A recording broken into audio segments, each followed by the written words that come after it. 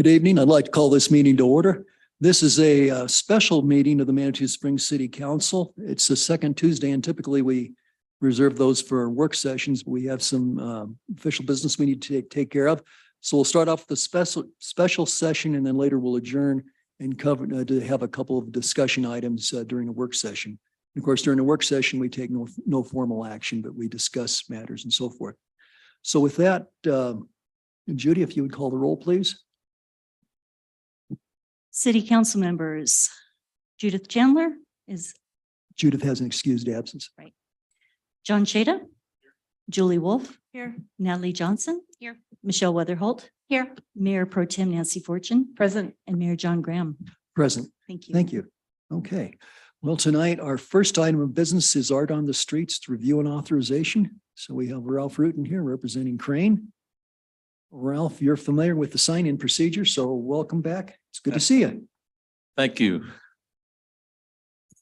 Ralph Roughton, 114 Palisade Circle, and I'm the board chair of the Creative Alliance. I've not done this part before, so I don't know. Do you want me to go over the Art on the Avenue proposals that were in your packet, or what? Well, actually, the material that was in the packet, so council's had an opportunity to look at them. So I guess we can cut to the chase and see if there are any questions or comments from council. Certainly. Council, do we have anything? I did hear one council member say that she really liked the artwork, so and I think that's favorable. If there's if we don't have any discussion or any questions for Ralph, I'd entertain a motion to accept the art. Nancy? I move we accept the recommendations of the Crane Board for the Art on the Avenue as shown in our packet. Second. Again, seconded by Michelle. Any further discussion? Let's vote.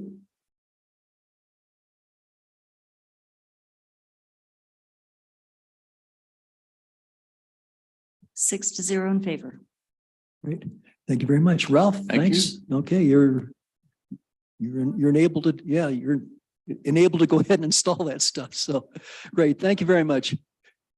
Great. We appreciate the work you do. So great. Okay. Moving. Mayor, may I ask a question off the agenda? Yeah, Julie, go ahead, please, Julie. For some reason, my computer is disconnected from the internet.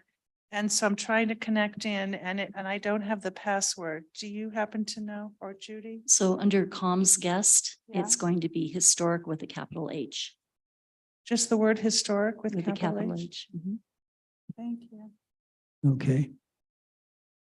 Let's give Julie a minute here and see if she can get in.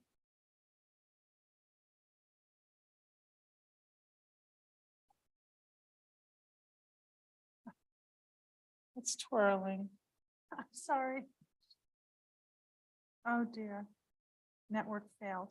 Okay, I don't want to hold up the meeting. Sure. Okay, then, yeah, Denise, if you could work with Julie on that, we can go ahead, I think, with next item. Next item, first reading of ordinance number 0923, an ordinance approving a lease purchase agreement with Clayton Holdings LLC and an escrow agreement with Clayton Holdings LLC and UMB Bank NA. Okay, and we have our finance director, Becca Davis, here to introduce this for us. Good evening. At the June. Becca, for recording purposes, if you name and title, please. Oh, yes. Becca Davis, Finance Director for the City of Manitou Springs. At the June 20th City Council meeting, City Council approved a lease purchase for a new Vector truck for the sewer fund. What we bring before you this evening is the lease purchase agreement for first reading. And in it, we have a 5.26% interest rate, which is for 10 years, borrowing $600,000. And the annual payments will be $74,754.77 per year, with the final payment on 7/25/32. Thank you. Did you have any other details you wanted to present or just? Oh, I thought the Vector truck itself was covered pretty thoroughly at the June 20th. So it's basically just, this is the follow through from what y'all approved. Right. Okay, sometimes things come up and it doesn't hurt for us to know that. Okay. Council, do you have any questions for Becca? I guess not. In that case, I would look for a motion. Nancy, Sure, I move to approve ordinance numbers 90923, an ordinance approving a lease purchase agreement with Clayton Holdings LLC and an escrow agreement with Clayton Holdings LLC and UMB Bank NA on first reading and set a public hearing for July 18th at 6 p.m. or soon thereafter as the matter may be heard at second reading. do we have a second? Second. Natalie can second. Okay, we'll give that one to Natalie. Seconded by Counselor Johnson. Any further discussion? Let's vote.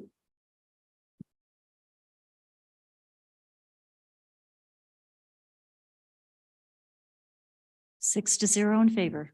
Great. Okay, thank you. Thank you, Becca. Let's see, the next item, proclamation number 0523, a proclamation of the city of Manitou Springs recognizing Manitou Springs as the world's first certified municipal pollinator district. And Mayor Pro Tem Fortune is going to read the proclamation. Proclamation of the city of Manitou Springs recognizing Manitou Springs as the world's first certified municipal pollinator district.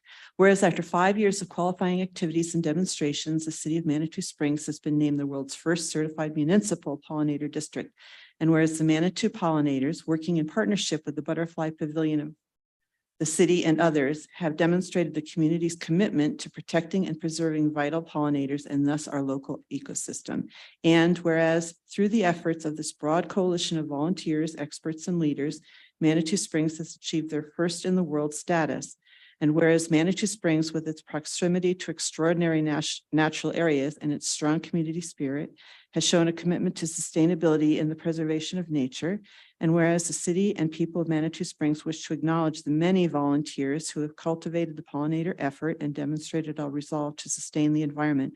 Now, therefore, the City Council of Manitou Springs hereby proclaims Manitou Springs as the world's first certified municipal pollinator district, encourages everyone to recognize the plight of pollinators and do more to protect them. Dated this 18th day of July, 2023 in the city of Manitou Springs, El Paso County, Colorado, Mayor John G. Graham. Thank you, Nancy. And that was kind of in response to the Pollinator Festival we had several Saturdays ago at Soda Springs Park. I think I saw several of you up there. So anyone have comments on that? Okay, if not, let's move along. Next item is resolution number 1623, a resolution of the city of Manitou Springs, Colorado, authorizing the purchase of certain real property with an address of 121 Pawnee Avenue, Manitou Springs, Colorado, 80829. Denise? Yeah, I'll address this. As you've seen, there is the contract there, and this property was demolished some years ago due to a fire. They purchased it and they went through the process, went through HPC to get a historical building back. And when they came to look at the utility locates, they realized that the water line was directly over them. And this is a city water line. It went directly over their house. Our map did not show that. So when they did the locates, it showed that it was right over there. At this time, we're needing to do much engineering to see if we need that line for the looping. So if that's required or if we can abandon the line, and we will not know that for a couple of years. Well, I wouldn't say a couple of years, probably 6 to 9 months right now is what we're looking at. So they've asked us to go ahead and purchase this property. We do not have the easement for the line at this time either. So they've asked us to go ahead and purchase so that they can move forward. And then once we can make a decision, we can either resell the property or depending on what we do with the line at that time. Thank you very much. It's a nice explanation. Council, any questions or discussion on this? I think we've had a chance to mull this over pretty well. Okay, I'd look for a motion then. Natalie? Sure. I'd like to make a motion to approve resolution number 1623, a resolution of the city of Manitou Springs, Colorado, authorizing the purchase of a certain real property with an address of 121 Pawnee Avenue, Manitou Springs, Colorado, 80829. Great, thank you. Do we have a second? Seconded by Councilor Wolf. Any further discussion? Okay, let's vote.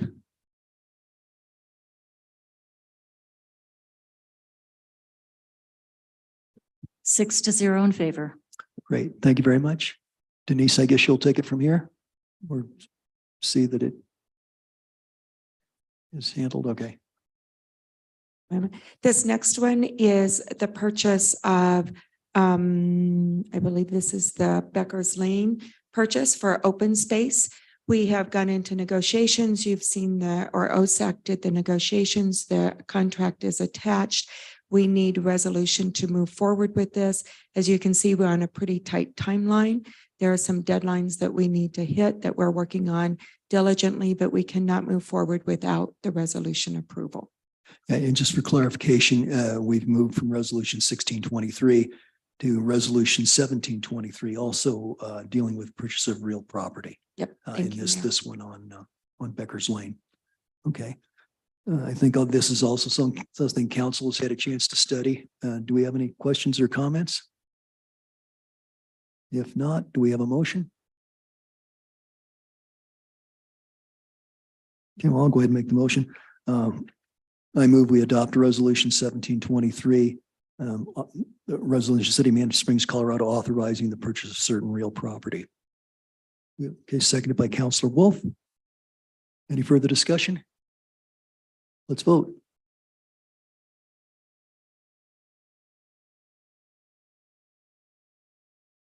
Six to zero in favor. Great, thank you. Okay, well, that concludes, excuse me, Nancy? Just since this has only been discussed in executive session, it might be worthy of letting the public know what the project, just as on Becker's Lane, there's no knowledge of where it is or what it's about. It's located right. But let me think, I don't have the parcel number, but it's right across from Fields Park. It's what's fenced off at this time and it gives access to the creek. So it's creek access right across from the park between the soccer field the baseball field and the creek. And that's the lot that we're looking at purchasing. Nancy, I don't have it's a little more than an acre and they're asking 60,000. I believe that's all in the contract. So it's right there, but yeah, thank you, Mr. Shader. And this is being purchased with OSAC open space funds, so it doesn't touch the general budget or the general fund. And it's that little stretch of land as you cross the street from Becker's Lane. If you're walking the Creek Walk East, it would be between the Creek Walk and the creek itself. So it's that little stretch of undeveloped land. So it adds a little bit more to Manitou. Great. Thank you. Well, that concludes the items that we needed to cover in special session. So I'd look for a motion to adjourn from our special session and move to work session. Move to adjourn. Okay, thank you. To a second. Second. Okay. I'll give that to Julie. I think she had her hand up first, John. Okay, so let's vote to adjourn.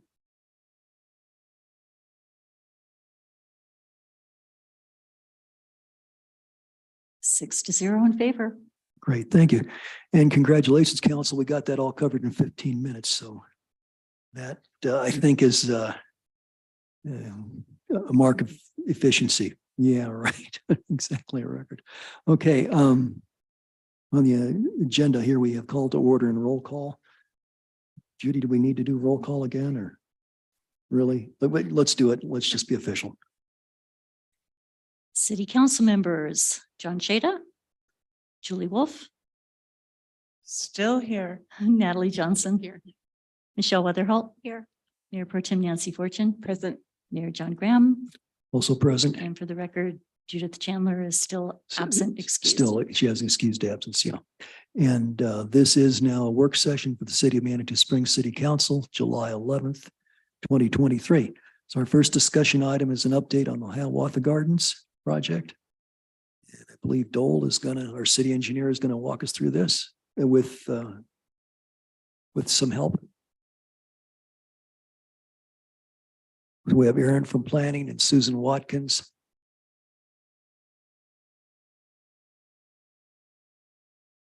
And Susan handles community engagement.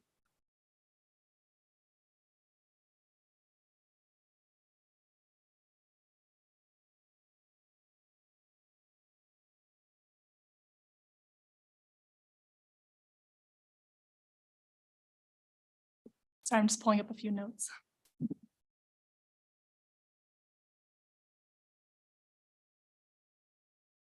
Well, while she's And doing that, I'd ask that you all introduce yourselves and give your titles, please. you bet. Joel Grebenik, city engineer for Manitou Springs. Erin Ringsred, Planner 2 of Manitou Springs.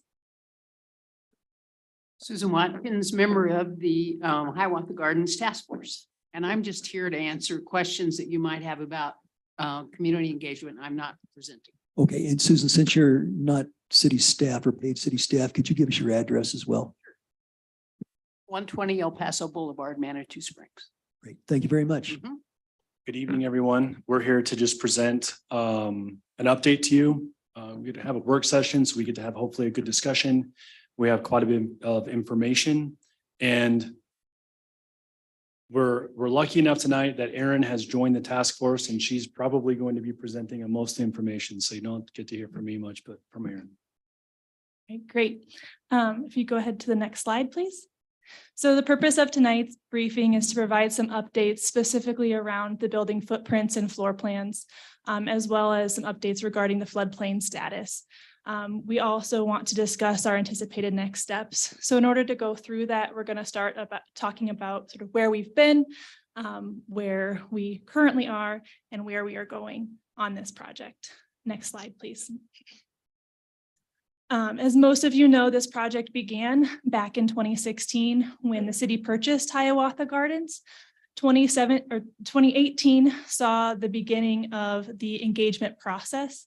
With 2019, there was a brief pause while the transportation master plan occurred, and this location was identified as a mobility hub. In 2020, we had a city council decision where the preferred use was identified for community use and as a mobility hub. And in 2021, the structural stability was confirmed of this historic core structure in the dance hall. And then in 2022, we continued with that community engagement and working with the design consultants, developed a series of alternatives for those plans and worked with the public to identify and vet different aspects of those plans. Since July 2022, we've been working with the task force staff and the design consultants to take into consideration all those comments and feedback that we've received and develop what's called a preferred plan at this time. Next, please. So there has been a very robust public engagement process thus far, and as part of a good public engagement process, there are some commitments in terms of that process. So, making sure that these opportunities are open to all who want to participate, ensure that all full information about the project is available to everyone, and makes sure that all participant voices are equal. Through this effort, we have produced a project plan that can be accomplished in phases as funding becomes available. We're also producing a project plan that honors the consistent results and preferences from the process participants, as well as recognizing through this process that City Council is the final decision makers. Next, please. Overlaid over that previous schedule, you can see where some of these key engagement events have occurred throughout this timeline. As well as these engagement events, we've also had newspaper articles written on this topic, and we strive to keep our project page on the city website as up to date as possible with current information regarding the project. Next slide, please. Throughout this process, we've heard various things from the community. Several of these things I'm going to call out here as they impacted some of the bigger decisions that were made on the project. That this building would be retained for an intergenerational community use as an activity and event center and a meeting center. There was a lot of excitement for the plaza throughout this process and the potential that it represented. Restrooms are one of the phase 1 priorities, with people not liking the porta potties that are out there right now. And then the desire for there being a mobility and transportation hub that supports what was identified in the master plan and makes this a more adaptable use for the site. There was some dislike for a vehicular entrance at the southwest corner where it currently is because of some safety concerns and visibility that's resulting there. Next slide, please. As part of these engagement activities, a series of project goals were developed. These project goals serve to help design or guide our decision-making as we move forward in the process, identifying does this decision or does this choice support these goals that we heard from the community? Goals around accessibility, security, creativity, promoting a natural aesthetic, supporting this goal as a transportation hub, and designing a site that is really sustainable, something that will survive for the long term.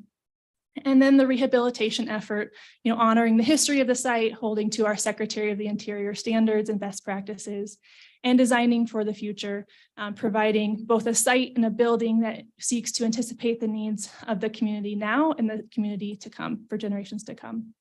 Next slide, please. So this is where we're going. This is our current draft schedule as of this day. As we know, schedules are subject to change, but this is currently our best estimate. In sharing this tonight with recognition that we will be coming back to City Council again throughout this process. This is not the last time you'll hear from me. Next slide. On the screen now is the preferred site plan as it currently sits. So the north building, which is the new addition, has been located to the north side in response to input from the public around where they'd like to see this and not sort of encumbering the view from Old Man's Trail to the historic structure, as well as promoting the greatest connectivity to the creek as an important asset. This does have the added benefit of being within the historic footprint of the previous structure that was not deemed stable there. And so that is, keeping with those best practices. The plaza is located on the west side of the building, supporting some of those other types of mobility and transportation uses around providing space for queuing for the bus stop that we know is very popular there, providing bike racks and bike lockers, as well as an added amenity for the building itself. Next slide, please. This is a rendering that shows sort of how that starts to be visualized. These two buildings would be connected by a breezeway and would share a lot of the mechanical systems that would be important to bringing up the historic structure to current expectations and standards. Next slide, please. And this is the preferred floor plan. I did reorient, tweak this floor plan so it could be a little bit larger on your screens, with El Paso Boulevard being to the left of the screen and Manitou Avenue being to the south and Old Man's Trail to the bottom of your screen. This seeks to show the programming that is being accommodated in the building, providing that breezeway and pass-through space that separates the historic structure and the new building to the south, which is a best practice for Secretary of the Interior standards. There is also providing a conference room or green room space, something that could be rented out separately or in support of an event in the dance hall. And really seeking to acknowledge the restroom desires of the community with additional restroom space, as well as two restrooms that open to the exterior, so they support those daytime users. With the mechanical system being in that north building that supports the south building, storage for items that are used for those events, and then the kitchen area. And with that, I'm going to turn it over to Dole. Thank you, Erin. Next slide, please. Hopefully you guys have had a chance to review these. Susan, can I see your presentation so I can read the numbers on it? Can I ask a question about the last screen before we go forward? Yeah, Just will you a go back, quickie. please? I don't see, did you say that there's a separate entrance to the restrooms other than into the breezeway? Yeah, so are you going to point? Okay. So at the top of the screen where Dole's going to point to, those are two family restrooms that open to the exterior of the structure. So they would require no access to the core of the building in order to be usable. Oh, so if you want to use the men's room or the women's room, you come in through the main door? Yes, so there's two options. With this plan, there's a lot of versatility in terms of how we would want to develop policy around that. Right now, it does supply access from the exterior. Do you want to point to that doorway here that could be secured, as well as the other doorway to the right that could also be secured in the event that we just want the restrooms open, but we don't want to provide access to the breezeway or the dance hall and those associated amenities. So there are two entrances from the outside up there and down below? Correct. So up north, there are two family restrooms that would be, just your one toilet, one sink.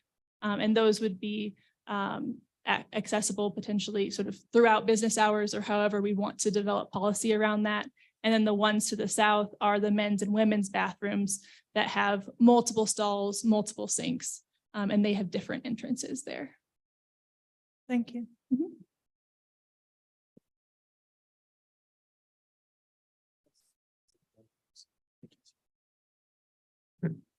Okay, so one of the questions we were asking of the space, and we have been since kind of day one, is how can this space be utilized? And so some of the things that we've looked at, and we have these three examples, just as I said, as examples to kind of show. So we'll start to the left.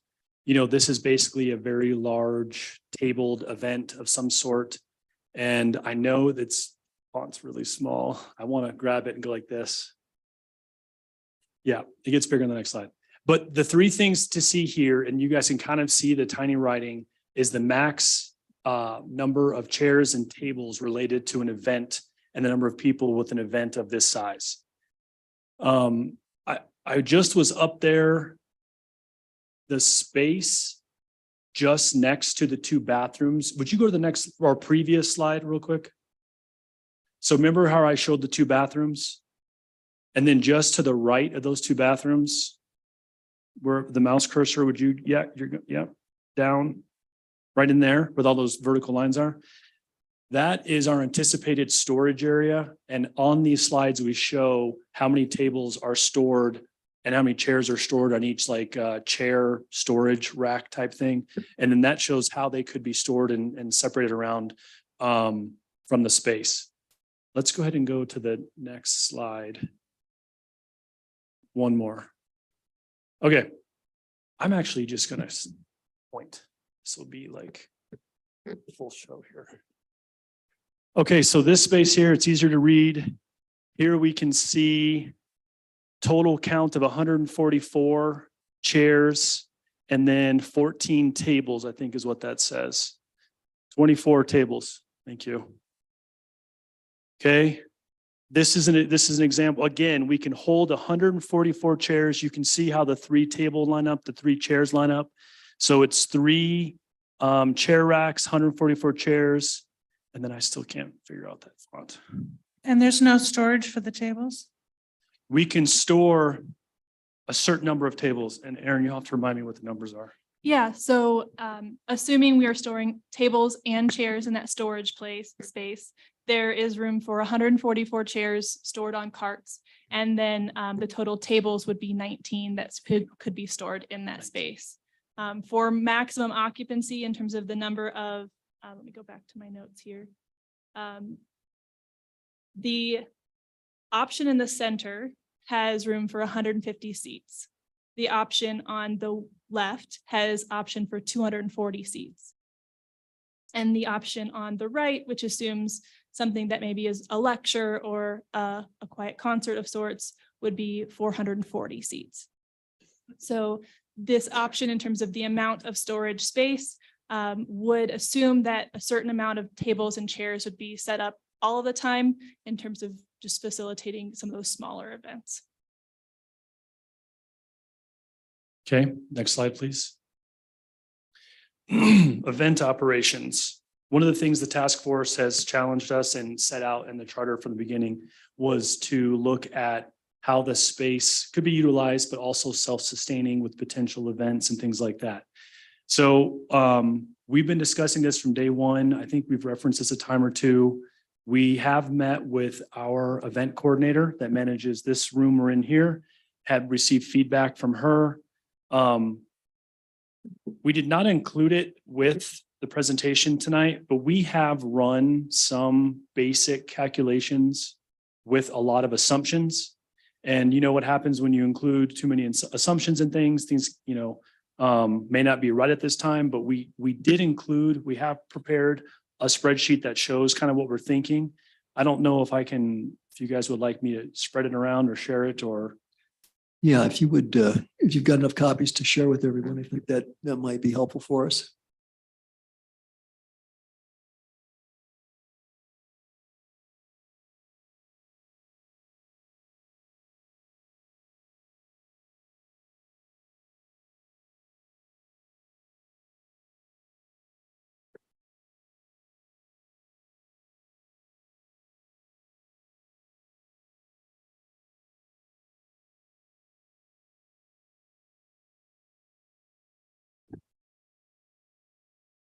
Okay. So, in referencing Memorial Hall, the building we're in now, in talking with Megan, it hosts on average about 30 events a year. Some of the nuances of City Hall right now is that it only can be used, not City Hall, Memorial Hall, it can only be used after 5 p.m. and on the weekends only for private rental. On the weekend, it's rented as an all-day thing. So if someone wants it from 10 a.m. to 1, it's just an all-day rental. There's no, a morning event, afternoon event, or a higher rate because you need more hours type thing. It's kind of a simple system now. So we factor that information. And then we've also looked at, because we all know that Hiawatha as a parking lot is a very, very busy parking lot, especially on the weekends. So one of the things we did here on the left side, where you see that horizontal yellow line where the column is labeled Saturday % occupied, spots available, Sunday % occupied, spots available. I grabbed ParkingLogix data for several big weekends, busier weekends, summer on peak season weekends, and looked at the occupancy rate for those parking lot. So if you'll follow the data, it shows at like 5 a.m. there were 7 cars. And then at noon, there was 145 cars and the parking lot was at about 101% occupancy. So the reason why it goes over 100% is because cars have entered and are circling in the parking lot. So it shows actually more cars are in the lot than actually have left yet. One of the things we did, and I highlighted it with that yellow horizontal line, was when does the occupancy lower enough to provide reliably a certain number of parking spots. So I grabbed that 4 o'clock hour there and it shows that there'd be 36 parking spots available. Now, again, this is on average, this is several assumptions, but this is what this data showed. So the thought was in a situation like this that, and I have this on the right side of the screen, that per city code, we have to have 1 space per 100 square feet and 1 space per 150 square feet, depending upon how the building is categorized. But the other thing about that was we think you could have a 50-person event at the building starting at 4 p.m. And then if you wanted to have a bigger event, it could start at 5 p.m. type thing on the weekend. The weekdays will have all kinds of different data related to them. The weekday evenings have much more availability because the parking lot is less busy. Now, this is only just based on parking spot availability. It's just one metric the city can choose on how to manage the usage of the building. What you've seen up on the screen before, we have sized everything based on code, the number of toilets, and on the maximum use of the space was sized so the number of toilets we have is to accommodate that big lecture style room. That's the maximum occupancy for the building. I think it's 700-ish people is what the code says the building can provide. So our bathrooms are sized to provide 700-ish people space. Now, the city will have the ability to manage the usage of the building based on what we actually want it to be used as. If we want a 700-person event, the building will be sized for it. Will they have enough places to park? That's things for the city to figure out. Now, with some of those things said, we looked at what potentially could the building generate in revenue on some of those limitations on the size and the usage. According to our event coordinator, the vast majority of our private events hover around 100 people. And so 100 people, could come in on a Saturday evening and a Sunday evening, not not probably at 10 a.m. or 11 a.m. when the parking lot's full, but there are times of the day and the week when we can provide usable space for larger groups. We simply just took some basic calculations in the middle of your spreadsheet here. And, also one of the things we do think is that the patio could be an extension of the rental use. And if someone wanted to extend their rental agreement out to the outdoor patio, that could be an additional add-on type thing. We would need to have a way to kind of border it off, whether it's, some sort of a fencing, I don't know, something that separates it so it's a private use patio in that moment. And maybe not all of it, but some of it. Those are details to resolve. But we think that the majority of people, except in maybe the winter, would really want to have access to some of the outdoor space. Just doing some basic math. Oh, it's 720. We are potentially based on 30 events a year. Again, that's the primary weekend rental events that Memorial Hall does, because it's not factoring in some more like maybe routine rental. Let's say that a certain youth club wanted to come in and rent it every Tuesday night type thing, or, we're not really factoring in some of the smaller community use, whether they charge or not, I don't know. But there's a lot of assumptions here. And then we basically also added in how much we're paying to service the 4 porta potties every year, and then combined to suggest that there's a certain amount of money that the city would have to then be put towards maintaining and managing the facility in the building. The picture in the previous screen that has the 3 options for how to use the big room, and then it has all those tiny chairs for like a lecture. And then it says total chairs 288, I think. Where do you get the 700 people? I see 288. What So- am I missing? Thank you for the question. The 720, there's kind of 2 different numbers of occupancy that we think about when we're doing building design. And we do have our architect here, so if there are any questions that are more technical than this, we can bring her up to answer questions.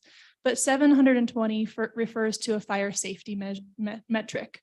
So it's saying if somebody, which we've seen before, right? If they packed that entire building, every square foot, 720 people could fit in there.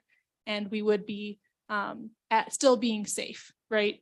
But this is where policy is a little bit different, saying, well, what's comfortable in that space? So the largest event that we're visualizing, according to policy and what we would recommend the use of that space, is 440 seats for that lecture hall type with that furniture setup. So the 720 is more of a worst case scenario in designing all the safety requirements to that, but not necessarily a recommended occupancy of saying. So this is- you'd have 440 people in a room with 144 chairs. The Is that right? in terms of that second slide where you're seeing that number. So this is where those storage numbers are what we're working through, is the 144 chairs is what could not fit in the storage room. And that would be in the dance hall space all of the time as part of that more casual usage, allowing for, the interim uses. So there would. Or would need to be trucked and delivered in and out. So your proposal is that your storage room can accommodate a small portion of the number of chairs necessary, and the rest will just be stacked up against the wall or something? in the Or room? set up for flexible use. Okay, What would be, and this is something we could work with Megan on, is what's the typical arrangement that most people are looking for, and having it set up for that to reduce sort of the setup and take down. so you could have an event with 400 people, it's just that they wouldn't all be sitting down. Is that the idea? No, they could No. all be sitting down, but the chairs may have to have come from a different source and not provided by the city. Oh, okay, The thank you. reason why this is important is, like she said, if we wanted to have the building completely empty, the dance hall completely empty of chairs and tables, we think we can store 144 chairs. So any event that needs 144 chairs or less, the chair, just like we have back here, the chairs could be stored out of sight, out of mind. If an event exceeds that amount, then we decide to leave tables and chairs out in some sort of configuration that are always available, which isn't a bad idea from a functional perspective, or during the rental negotiations or talk with potential people, they would need to know, we only have this many chairs. If you have a need for more, you need to bring those in somehow. So if you have an event for 400 people, how are you going to deal with the parking? So it goes back to what Aaron said, and it's a very good point, is that the 400-person event is per codes, and it's not at all based on parking occupancy or the city's policy towards it. It's literally just looking at the building and under a microscope and just saying, what can the building with its size and amenities support? So what do you recommend about the parking? Well, we have lots of recommendations. Oh, okay, I'll stop. No, we talk about this a lot. Okay, do you guys have any questions on the spreadsheet? I know you just got it. I know it's a lot of data. You're welcome to pour over it, ask us questions or email type thing. I should have probably included with the presentation. And again, this is just our kind of ballpark of what can the building potentially generate in event revenue, okay? So just, it's a perspective. Okay, next slide, please. We just want to include some renderings to kind of help, remind people just of how neat this space could be. This is showing the round table layout, white tablecloths, it's fancy. Next slide, please. Okay, floodplain, everyone's favorite topic. So we've been talking about floodplains as a task force, and I think we've kind of scratched the surface with council just a little bit in some of our basic discussions. There's a couple of truths that we just need to acknowledge. One, the building, the dance hall as it stands, is in the 100-year floodplain.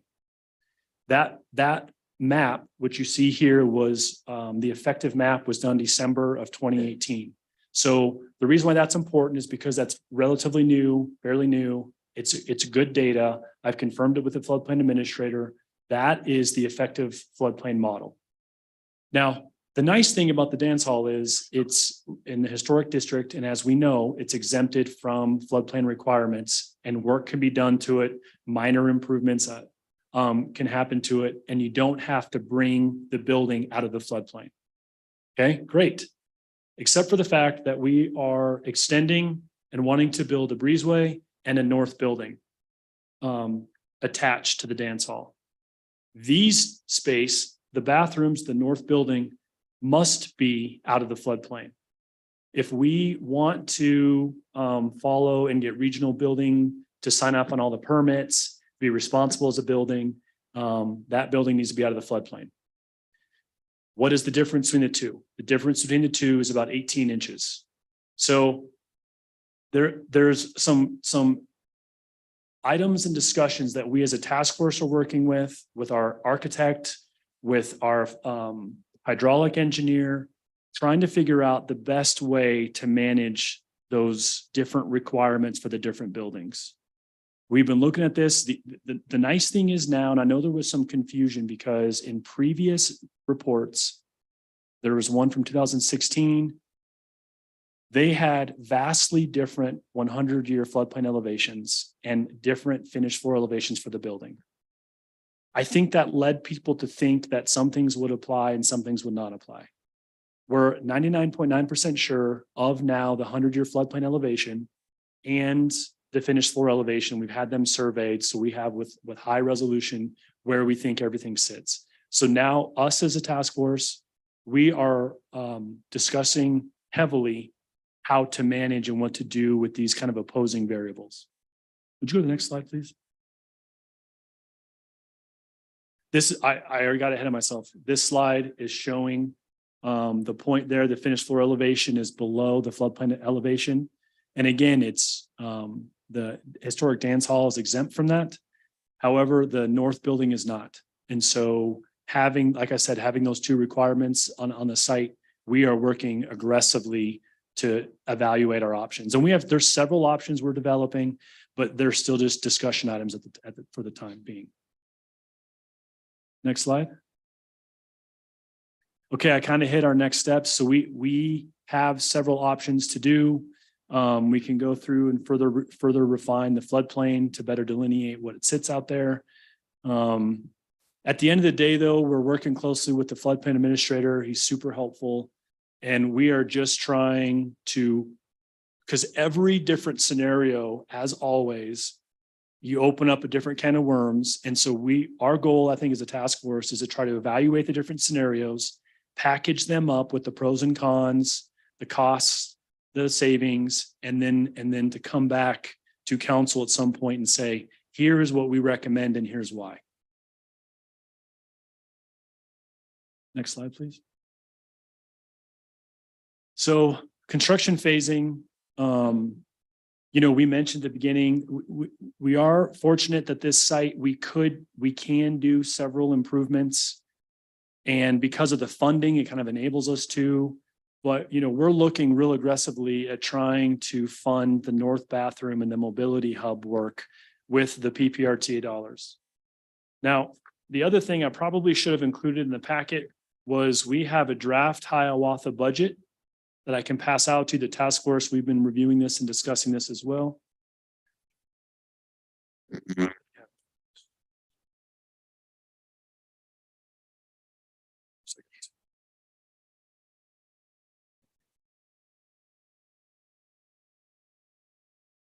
So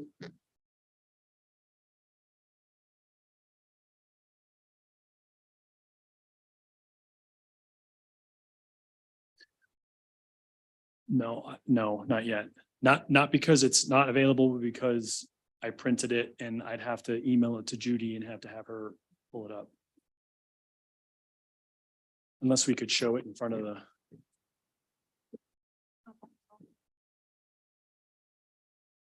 So to refresh everyone's memory, the majority of the funds that have been expended on this project thus far have all come from PPRTA. There's a capital improvement project that's named the Transit Shuttle project. And the project has been using money from that to fund the design work we've done. We use that to fund the demolition and things like that. We did get a small SHPO grant, but we've used that for some design work for BVH. The other funding that's available on this project is the Manitou Springs City Council allocated additional capital improvement funds to this project. And then we also have match dollars allocated to this project as well.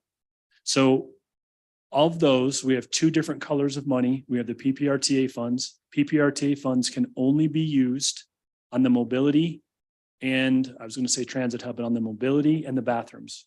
The bathrooms support the usage of the facility in the parking lot. And so PPRTA has said that you guys can do that. We can do that facility. And the money can be used on the mobility hub elements, the patio, things like that. Those funds cannot be used on the historic dance hall. The reverse is true of the Manitou Springs CIP allocation and the match dollars. Those funds were allocated to the dance hall, and the match dollars cannot be used on anything else but the match on the historic dance hall. I imagine the CIP allocation you all could change and have that go towards the mobility and bathrooms if you wanted to, but as of now, we consider that a dance hall allocation. Capital improvement. And that was the process the city council went through where you guys allocated some of the extra funds to various projects. So that's this project's allocation. If you add this up, I think to help break it down is I show in the lower right-hand corner, funds available for site development. And I show in blue, if you add up the PPRTA dollars that we have currently, it's about $2.1 million.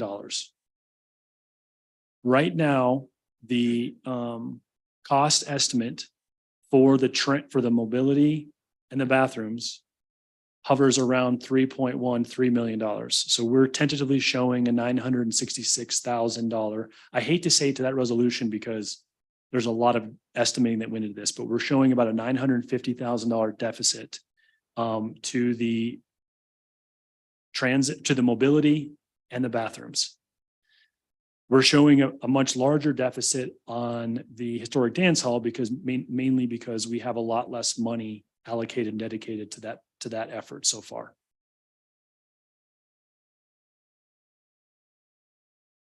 Okay, next slide.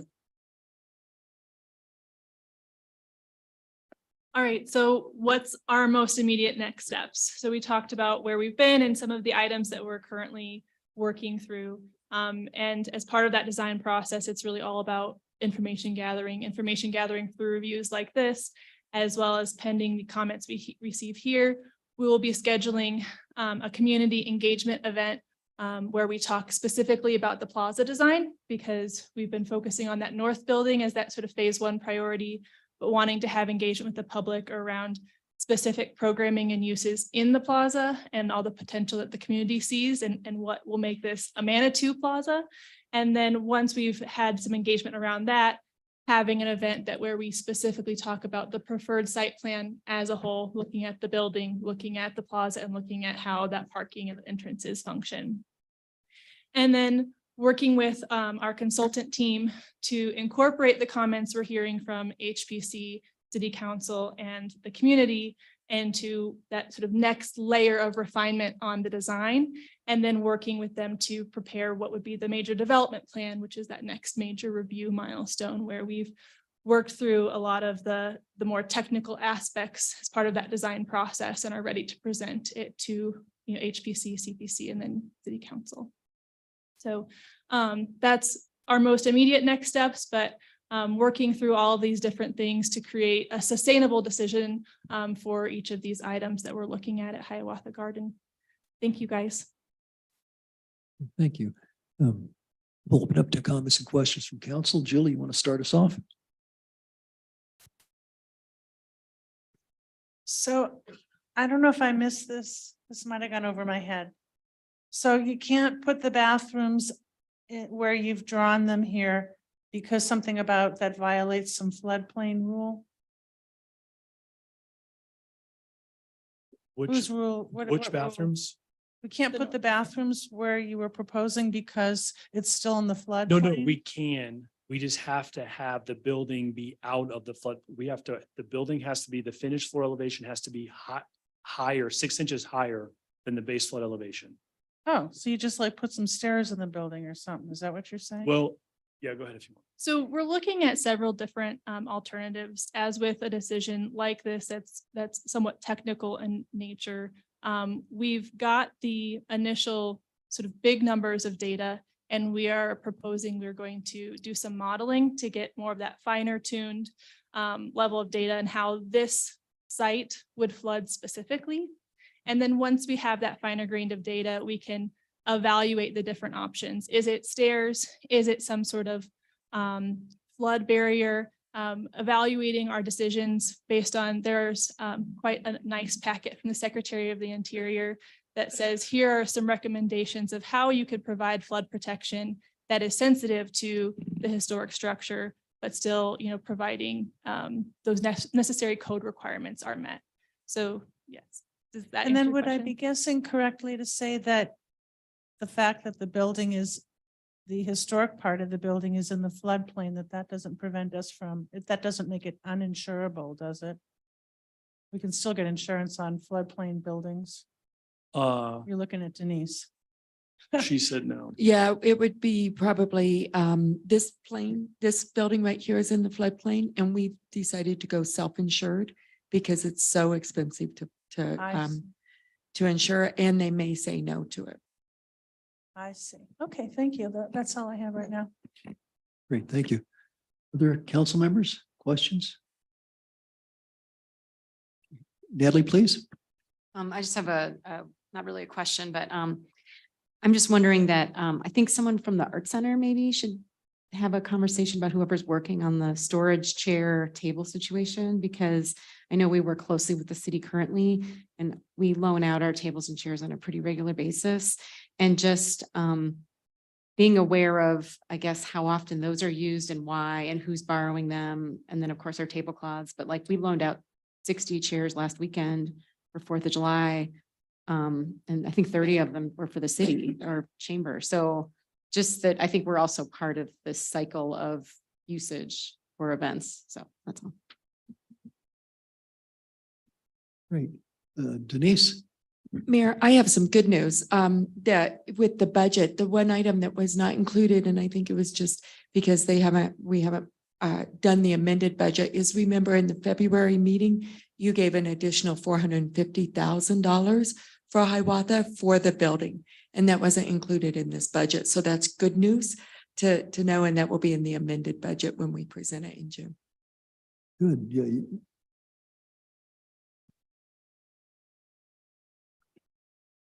Yeah, it would be, I don't remember exactly what it would be, but it's 450,000 that you allocated at the February 23rd meeting.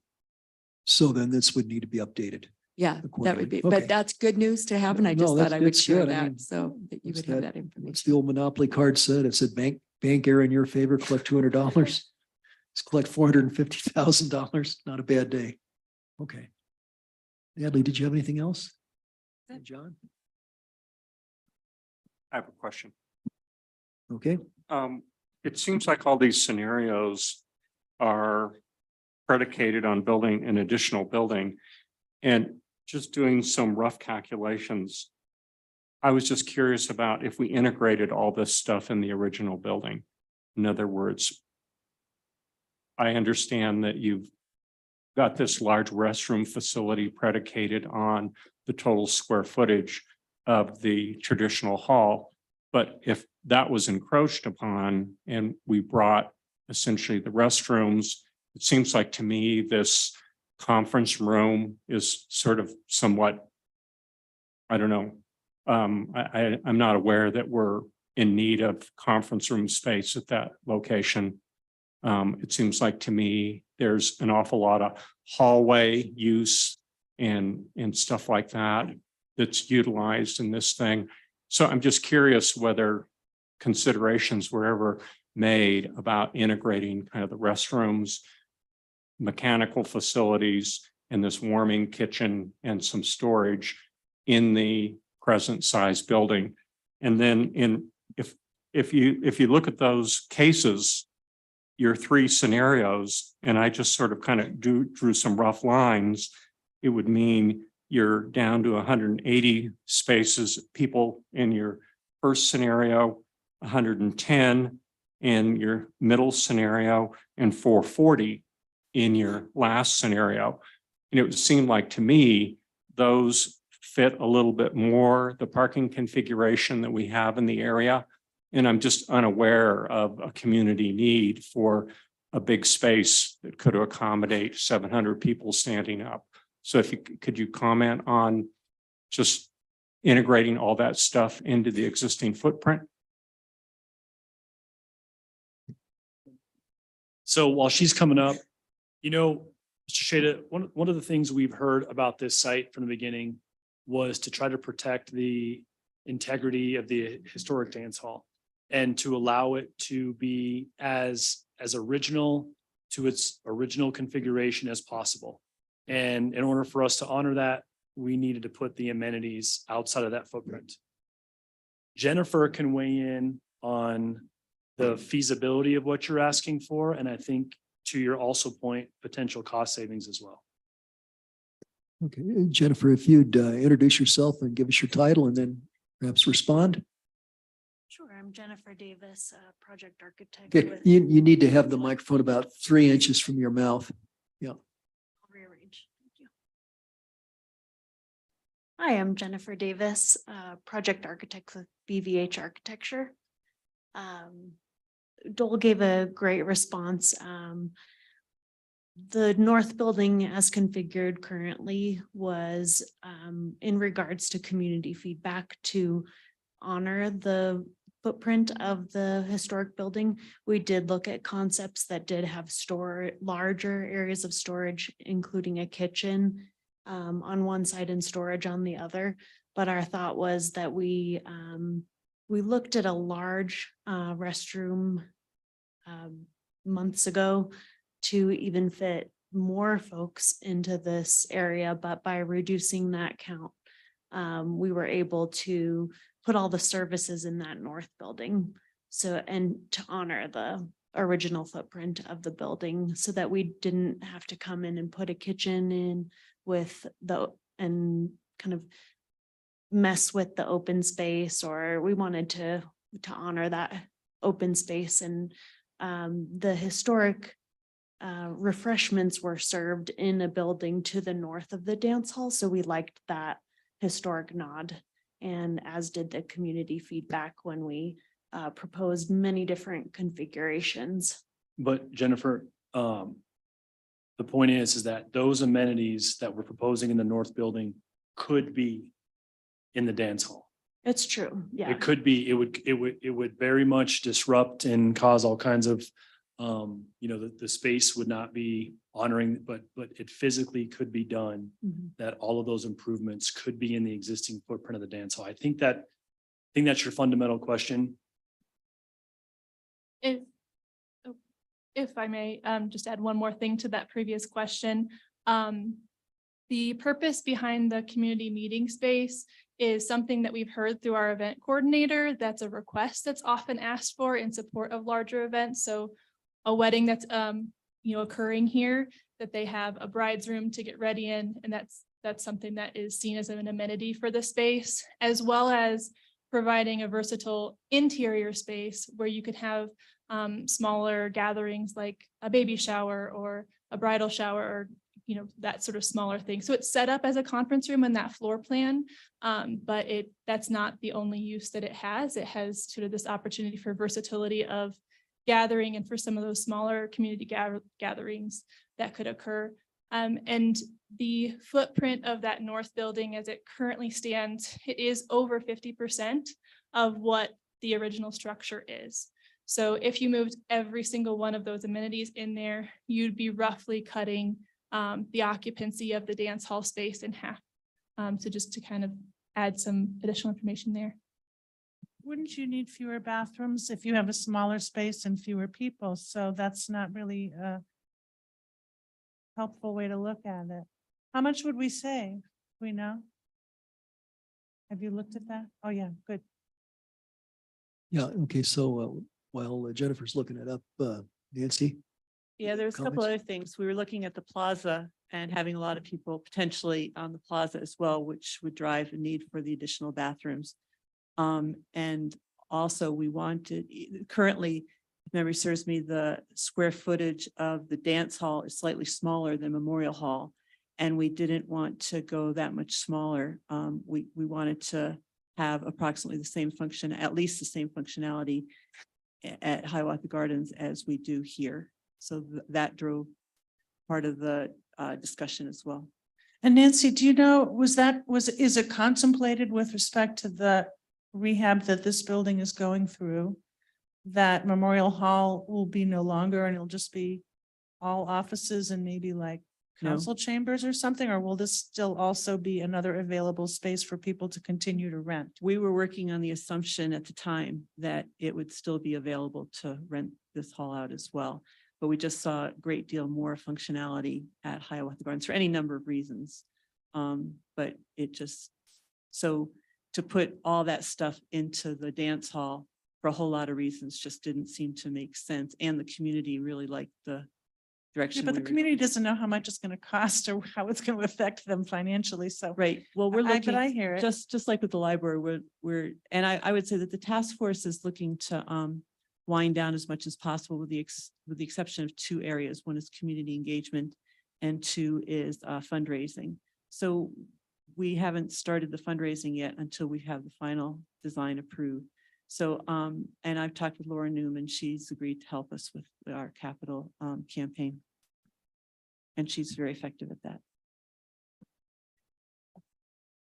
that. Jen, did you find the answer? Yeah, our cost estimate is broken down pretty specifically, but thinking about it, all the services that are currently in that north hub would then move into the dance hall. But I would guess it would be about $1 million in savings. Thank you. Thank you. Mr. Shada. I guess my other sort of angst about this design is that it seems like the building is essentially disconnected from the plaza. I don't know how that would be an interesting space to utilize, where essentially you've got these rather pedestrian, rather, I don't know, almost like track suburban windows. Had there been a design consideration where a hall essentially actually flows out into that plaza, or is that just sort of not possible? It's of course possible.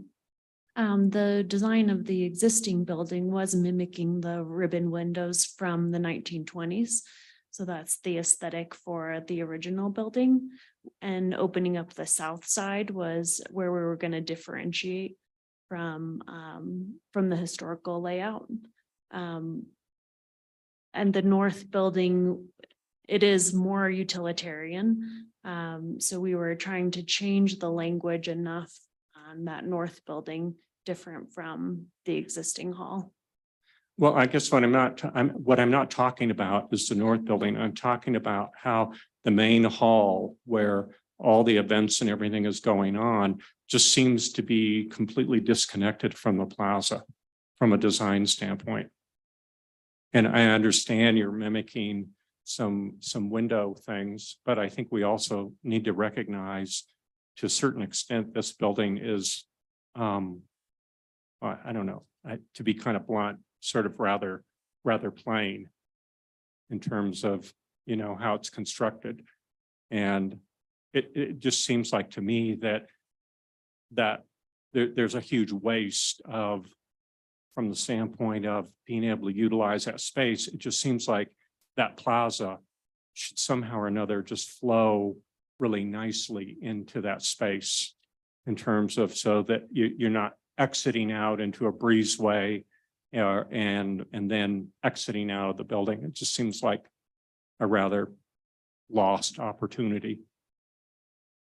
I think we agree. I think having the two spaces connected, especially when we're talking about trying to have them be included as a rental, it needs to be connected and flow. I just don't think we've really, like Jennifer said, you know, about anything is possible, right? We just haven't shown, I mean, I think, Mr. Shada, your point is like to see sliding doors or some sort of very obvious connection to the outdoor space. And I don't think that we've really explored that a whole lot yet. But I think it's absolutely something that we would want to pursue and take into account. I think it's important for that space to work together. Would you indulge me one more thing? Okay, yeah, one more thing, John. So it just seems like this design has got an awful lot of hallways and stuff like that, connecting all this stuff together. If this was all tightened up, so essentially maybe there wasn't this huge breezeway, that I'm not certain what that's connecting in terms of, I understand how it's all connecting. I'm just saying this, what I'm trying to come up with is some cost reductions here where essentially the building can, that maybe if you're telling me that all of this stuff is needed, conference rooms, this huge mechanical infrastructure, that seems like just wildly huge. Okay. The storage seems to be rather small and pedestrian. And it seems like to me, there could be some thoughts about how to take those restroom facilities and not have them all cut up in outside, inside, flip those things around and whatnot. What I'm just trying to look at is, you know, how do we trim some costs on this? How do we get the footprint of the building kind of down? And is there maybe another opportunity to snug this whole thing up so that it doesn't have this extraordinarily huge breezeway between the two? I'm just asking questions. Thank you. Thank you, John. So Nancy. I just want to emphasize too, that the total costs also include the entire parking lot. So it's not just the two buildings, but there's a lot of work to be done on the parking lot as well. Additionally, John, on the connection to the plaza, you were talking about the aesthetics. Did you mean the plaza itself or just how you get from the plaza to the building? I'm talking about utilizing that, the hall itself just seems to be like designed to be not connected at all to the plaza. You have to like exit into a breezeway and then out. And it just seems like that's that it just seems like a huge missed opportunity not to have, like what Dole said, some better accessibility, some more adaptability with this building to the outside. I mean, when you look at the elevations of this thing, and looking at it, it just seems like those rather suburban looking windows, to my knowledge, there's no picture of that building with windows that look like that. Is that not correct? There are postcards from the 20s that do show a ribbon window, similar to what we're showing. Like that? Mhm. Oh, okay. I'd like to see that postcard. Can you send that to council?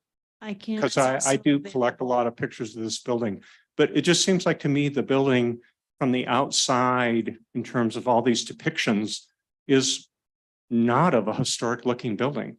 It looks like we plopped down a design here that is, it looks like it would just fit anywhere on the east side of Colorado Springs. Thank you. So that's a very interesting observation because from the outside, it's mostly all roof. From the inside, that's where the building has its historic character. But to your point, we would very much welcome and can put time and, some energy into the exterior and trying to, I do think the two spaces need to be connected while honoring the historic use and aesthetic. But it is important to point out that if you look at that building right now, pretty much 70% of your view shed is roof. And then there's a small, that's just how the building was done with those queen rod trusses. So we may have to get creative in trying to reduce some of the roof visuals somehow. But it's a good point that we can definitely factor in. Thank you. Julie, let me give them an opportunity. I'll come back to you.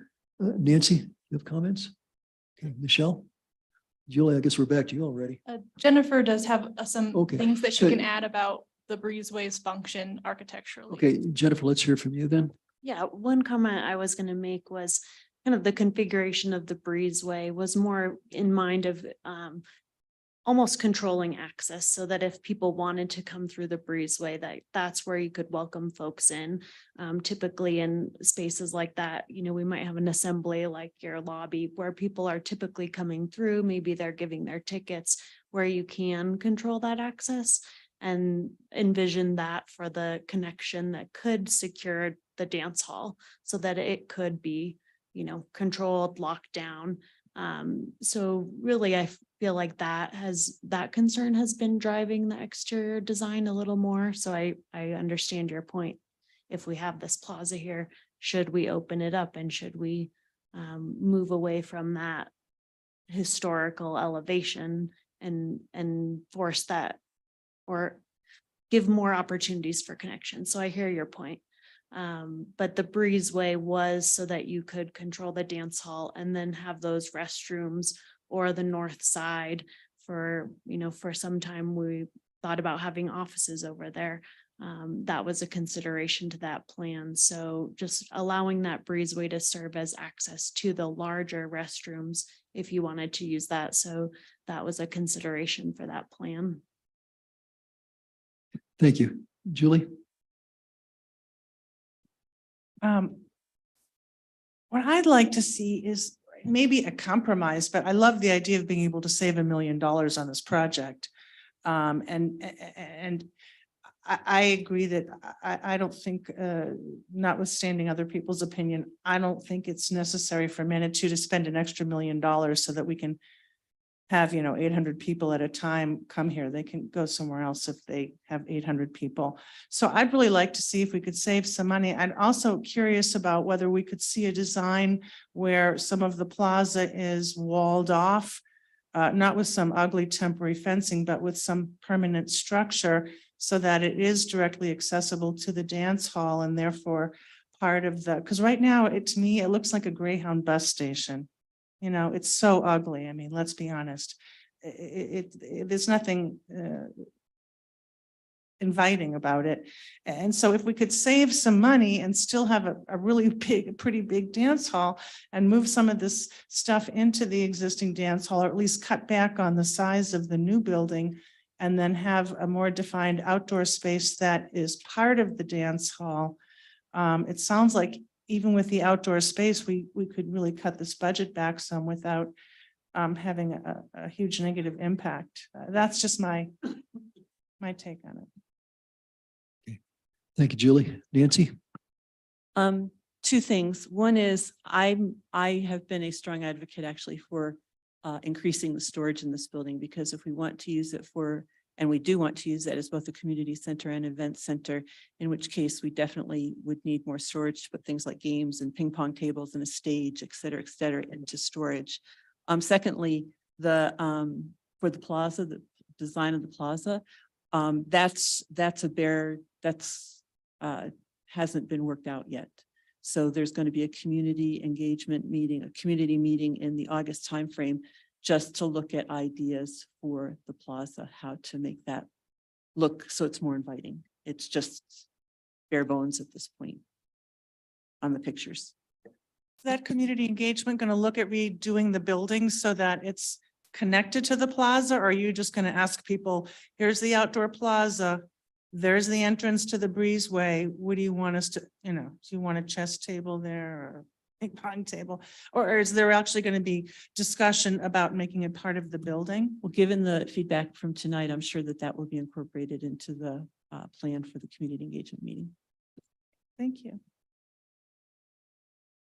Okay, I guess I have a couple questions too, and as to the amount of parking spaces we would lose. So we have the extension on the north side where the bathrooms would be, we'd lose some parking there. And then with the plaza, we'd lose parking. And I think there's kind of a neat design. There are things I like about it. I know I thought previously about, couldn't we just put the bathrooms in there and save space? Because one of the goals, and it still is a goal in my mind, is to have adequate parking there. The design is kind of neat. You can imagine neat community activities going on. So pretty soon you want things that you can't have. You want more parking in a bigger building or something, and you want less cost. So we're moving towards a wish list for Santa Claus. So Dole, I don't know if you have an idea what the parking costs were, but what we lose in terms of parking spaces. So if we compare this preferred layout to what it was before we demolished the old north building, this layout loses eight to 10-ish parking spaces from the original layout before we demolished it and turned that area into a dirt parking lot.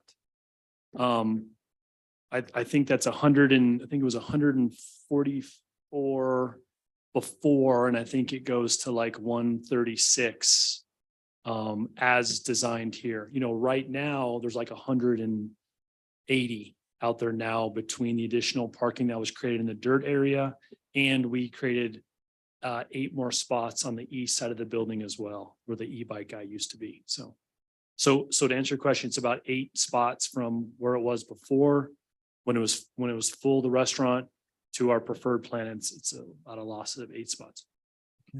Yeah, and I know you've been focusing largely on the building and the use of the building. Something I'm curious about too. I know we allocated some money for, actually there was PPRGA money to put in electric charging stations. Do you have one of those slides where you can pull that up and kind of show us where the charging stations would be?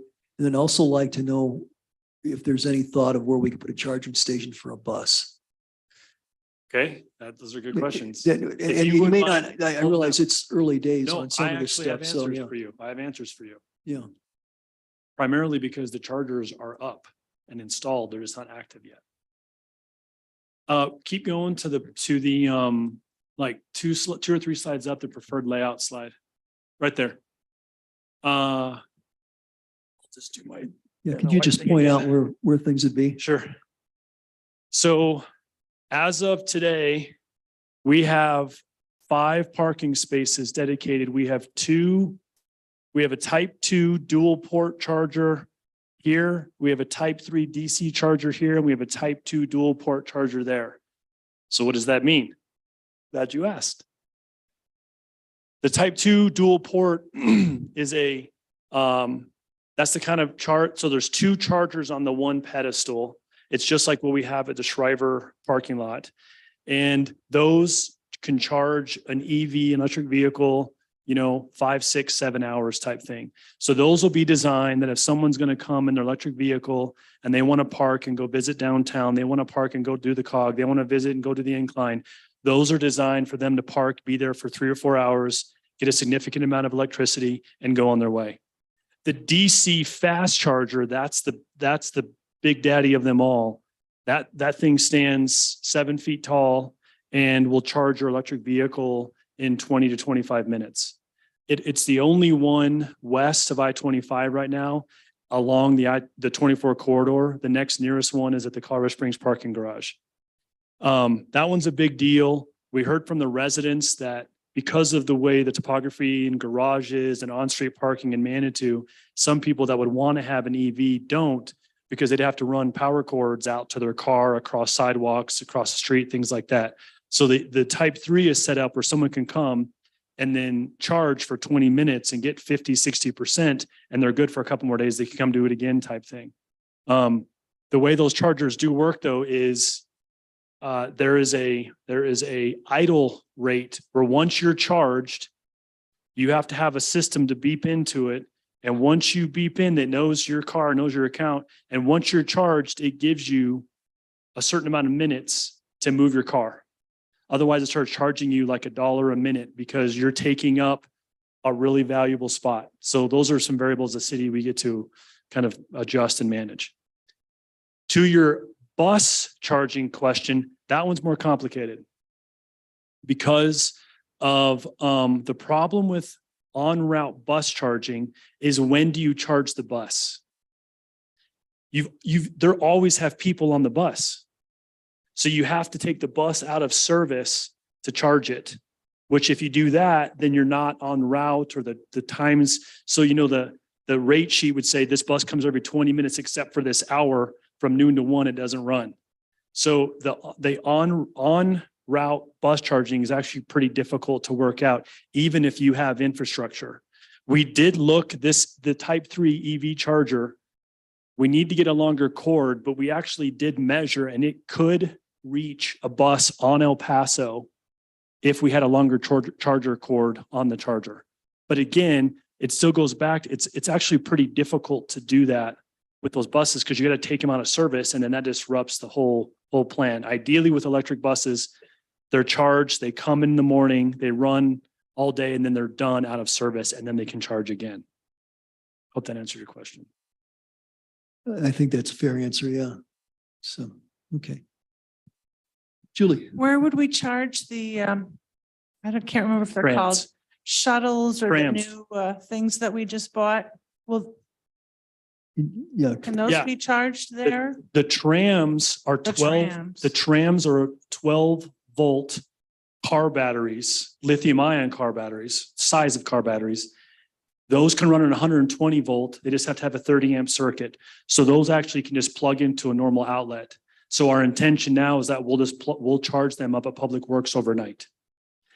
Okay, and my other question kind of goes back to your response to the mayor's question.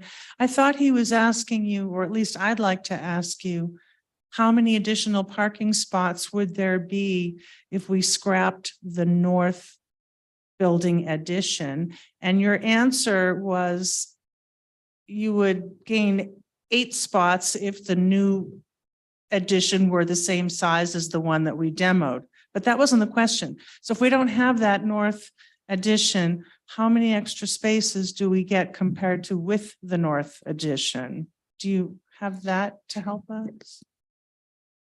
So his question was, how many spots are we losing with the preferred layout? And I was comparing the number of spots we have we would have with the preferred layout to what we used to have before we demolished the restaurant part of Hiawatha. Between the way the layout Asking you was. a whole different No, question. no, but that's the question I was answering. To your point, if we do remove that north building and pull everything into the Hiawatha footprint, it would be, it would be similar to what's out there today. Now, what's out there today does not have a concrete apron around it. It does not have the plaza. So we would not be nearly as many spots that are out there today, but it would be similar. Because you would be opening up more room to the north where, I just was up there.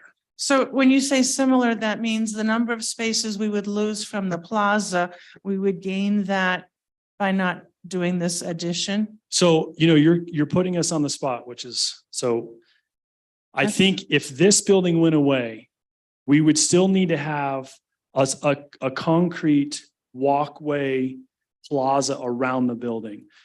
So if we assume that this was all gone, all of this space could potentially be opened up and would need to be kind of re-reviewed of how it could be utilized. This parking lane could be shrunk and maybe there's 2 sets of parking stalls through there type thing. We have not actually done that layout. I'm just kind of giving you what we think it would look like. It's something we could look into further, but it's not exactly a clean splice, because as Dole said, if you take away that north building, there's still 3 things you require when you're the functionality of the building. You'd want an access apron for people walking around it to provide that pedestrian safety. You'd have your parking stalls, and then you'd also still have to provide that travel lane. Right now, we're showing these travel lanes around the parking lot as 2-way traffic. And we are preventing anything that is, we'll say, a dead end, right? Where someone's got to have that hammerhead configuration.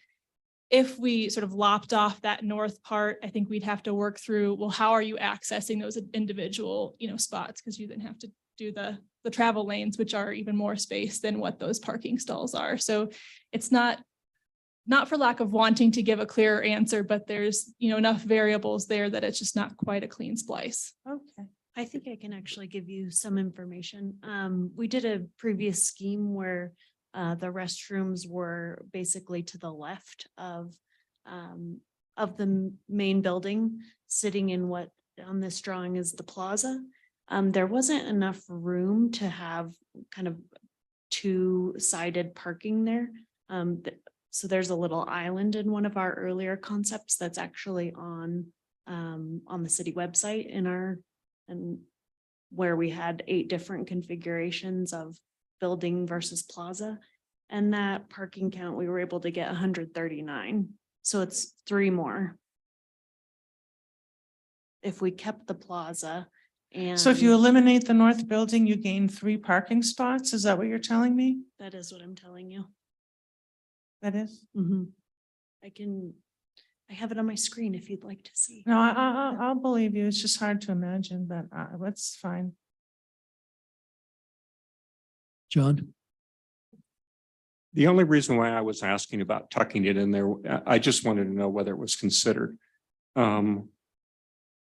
My thought all along with this whole thing is that my angst with this project is that we've continued to just keep barreling along with essentially, in my opinion, kind of ignoring the opportunity of getting all this bus traffic out of El Paso, off of Old Man's Trail.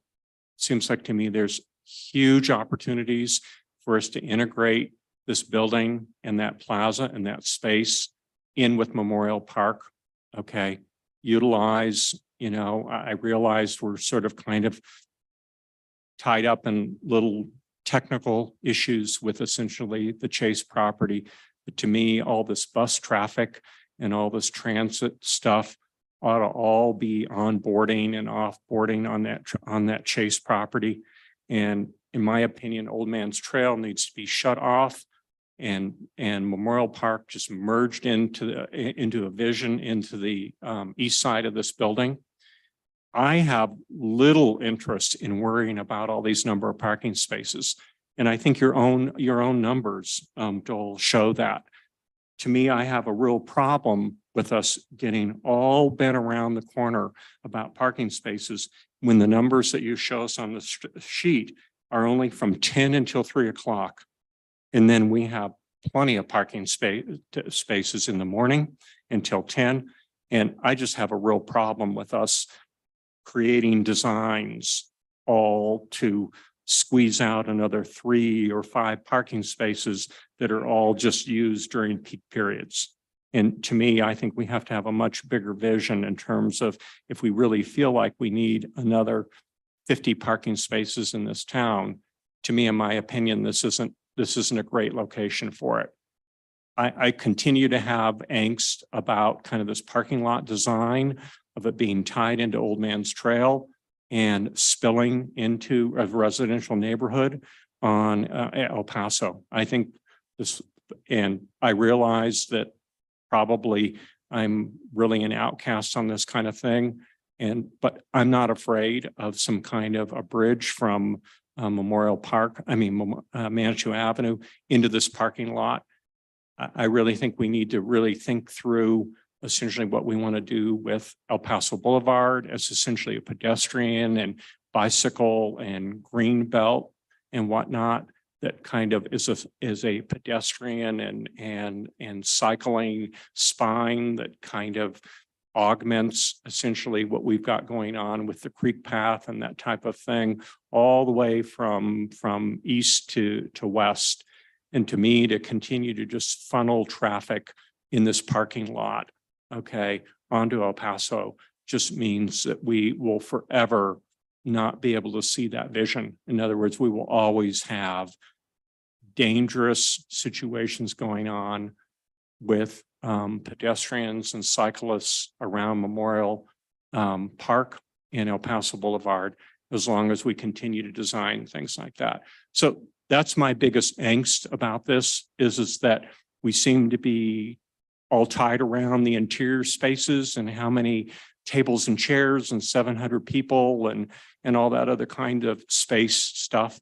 To me, I think that'll take care of itself. And I think somehow or another, the city needs to really look at this parking area, this opportunity we have with this Chase property in El Paso Boulevard and Memorial Park, and see a much bigger, beautiful vision instead of a building with 700 people that suddenly has lots of signals that start ticking off that we need parking for all these people. Okay. And get this bus traffic and this transit traffic onto the avenue and just create a much bigger, more beautiful vision, and then figure out how this building fits into that. It just seems like to me, this is all just going around it. Kind of this building and its use and its parking demands are creating all of these effects in the rest of the community. And it seems like to me, we are just missing the chance. It's like these uses inside this building are creating all these other effects that I think are very negative to our community. So that's my speech. Thank you. Okay, thank you, John.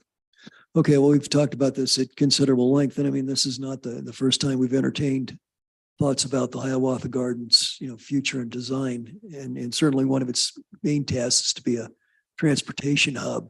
I think in the several years, and maybe this goes back to even to 2016, it's the thought, I think the centerpiece has been the building, what to do with the building, and the parking has sort of been a tangent to that. So, John, what you're proposing is pretty radical change from the direction that I think the designers have been given. So this would be a major turnaround, and I think in a sense that would set us back, probably a couple of years, but we haven't really done a whole lot just yet. But the designers, as I understand it, haven't had an opportunity yet. They haven't been maybe even told about the Chase property. I don't know. We haven't heard anything about that. So, Yeah, I think Nancy can maybe respond to that best because she's on the task force. Yeah, actually, we were very aware of it. And once it was made public in December, I think. we were made aware of the possibility of a bridge. We talked about that at one of the last council updates. And our thought was that we just couldn't do everything. We wanted to make progress. And the building was, the restroom building in particular, was the easiest way to make progress, not the easiest way, the most sensible way to make progress. So if we looked, and I agree with Mr. Shada on the vision. I think a vision is completely appropriate, but you need to make steps toward that vision. Otherwise, it's always a vision. You never accomplish anything. So the task force took a step back and said, we'll just concentrate on the two buildings at this point. And Dole is continuing to work himself as a staff member on the Chase Bank options. He's looked extensively at Old Man's Trail, what could be done with that, with CDOT and Colorado Springs, I think, transportation. So it's not forgotten by any stretch of the imagination. It's just, we wanted to make progress. And we really thought that the best way to do that was to finalize these buildings. So hopefully that's helpful. Okay, thank you. Michelle, did you have anything? I understand that, I agree. I was looking at the preferred renderings and I was like, wow, that, like John said, looks like the east side. We're not the east side. So, I also understand, like Nancy said, you guys are having a community meeting coming up regarding what the outside of the building is going to look like. But remember, Manitou Springs is pretty special. People come here, people live here because we are not Colorado Springs or Denver, some major city. So when I saw this, I was like, whoa, I do not like this at all. And, you know, parking, we're always going to have a problem. And I agree with John. I mean, whether we lose a few spaces or gain a few spaces, it's always going to be a problem. So, but thank you for the presentation and the work you've done so far. Okay, thank you. Council, I think we need to give these folks some direction as to what we want to do. I guess one option is just to table what's going on with the building and go back to the 50,000 foot level and decide, do we want to radically change the park? I mean, John, I think this is the first time really the idea has been presented to council of closing Old Man's Trail and incorporating the whole thing into a park.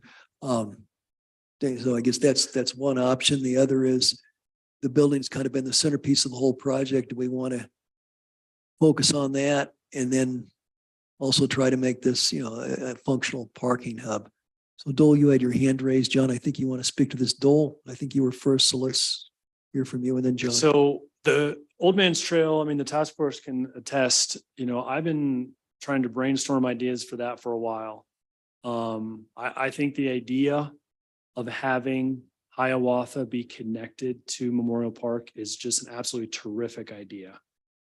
The idea that that is one connected space and usable as one space is terrific.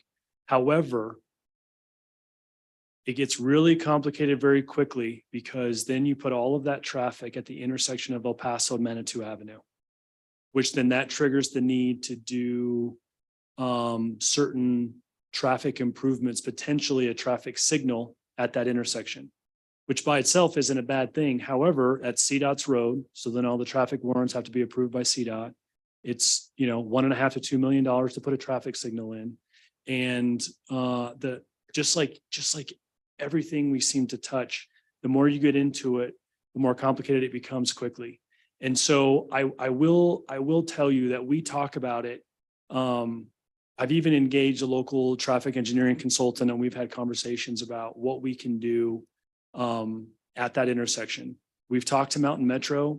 They did some auto turning. Auto turning is a software that you use to help model wheelbase on vehicles. And they did some auto turning at the Chase Bank to see what it would look like for their buses to try to turn around, even if you modified a Chase Bank. And they don't think their buses could potentially turn around there in that site. I'm not so sure I believe that yet. But you just need to know that I totally agree in that concept. I mean, we have been discussing internally for a while now, because if we could help traffic through there, have that space be connected, not have near as many pedestrian car conflicts that occur today, that would be a win for everyone. However, again, some of the challenges are the Old Man's Trail Bridge is narrow. The grade difference between the Chase Bank and Hiawatha is significant. I don't know exactly, but it might be, I think we talked about this at one of our other briefings, but it's like 10 feet. So you have to have everything that connects the two, make that grade, that 10-foot grade change over a reasonable longitudinal length to meet ADA, visibility, all kinds of things. And that's very difficult as well. So I think that, we have a lot more questions and ideas maybe than answers, but we did feel as a task force. Now, if we were to move those amenities into the building, let's say, then nothing else we were going to talk about would be precluded or omitted in the future. We wouldn't be doing something that would ever not allow us to have the two sites be connected and close Old Man's Trail. So we did feel like even the preferred layout, even if one day there is a way for us to close Old Man's Trail and we provide connectivity and mobility through there, nothing about what we're proposing prohibits that. In fact, I think literally the mobility hub right now, the plaza stops at Old Man's Trail. And then one day that just turns into more plaza. And then it turns into Memorial Park. And then, our events that overwhelm the city, we're tramming people in. That's not a word, by the way, I don't think, tramming. Not cramming, tramming. We're tramming people in. They're shuttling in from the El Paso County, their building. And then we have all of these space that's for them. And half of it is more hardscape, which holds up to the foot traffic and tents and food trucks and all that kind of stuff better. So we talk about that a lot, but it's complicated. And again, we don't think the preferred plan prohibits any of those improvements in the future. Okay, thank you, Dole. Yeah, John? I have no problem. I was just asking some questions about snugging a building. Okay. I think that this building addition, that seems like to me, you guys have done your due diligence on the kind of things that you need and stuff like that. This doesn't bother me in terms of this building. And to me, I think how it's laid out and whatnot, I think you had very good questions about how that breezeway was going to be used as essentially kind of a entry hall to the building and the whole 9 yards. I see it as possibly even being able to be open when the building isn't being in use as essentially sort of kind of an interpretive center and things like that, where maybe there's visitor information and things like that, in that breezeway. So I have no problem with how the building is currently designed. I just want to go on record with that. My biggest angst about this whole project is essentially and I think we ought to, I agree with Dole, which is that I think we can go ahead and approve this kind of building addition and try and see how we do this. Okay.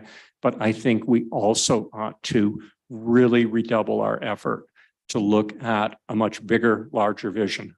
I want to make one little comment about Dole's comment. The fact that we're talking about, and we currently have in our current 5-year budget, a traffic light, okay, downtown at Ruxton and Manitou Avenue. I've said this more than one time. I'm totally opposed to this community blowing $1 million to put a traffic light at Ruxton and Manitou Avenue. We ought to be doing everything in our power, okay, to reduce the need and the demand for essentially a traffic light at that intersection. We should not be spending $1 million to put a traffic light there. And we should not be doing things where we need a traffic light at El Paso and Manitou Avenue. Traffic should be parked and done with before you get to that point. Okay. All right. We ought to be utilizing in the summer, parking lots like, for instance, the school district parking lots and things like that, and getting people parked on the east side. And that's ought to be our main effort, is getting people so that by the time they get to Old Man's Trail, they're largely already parked. Okay.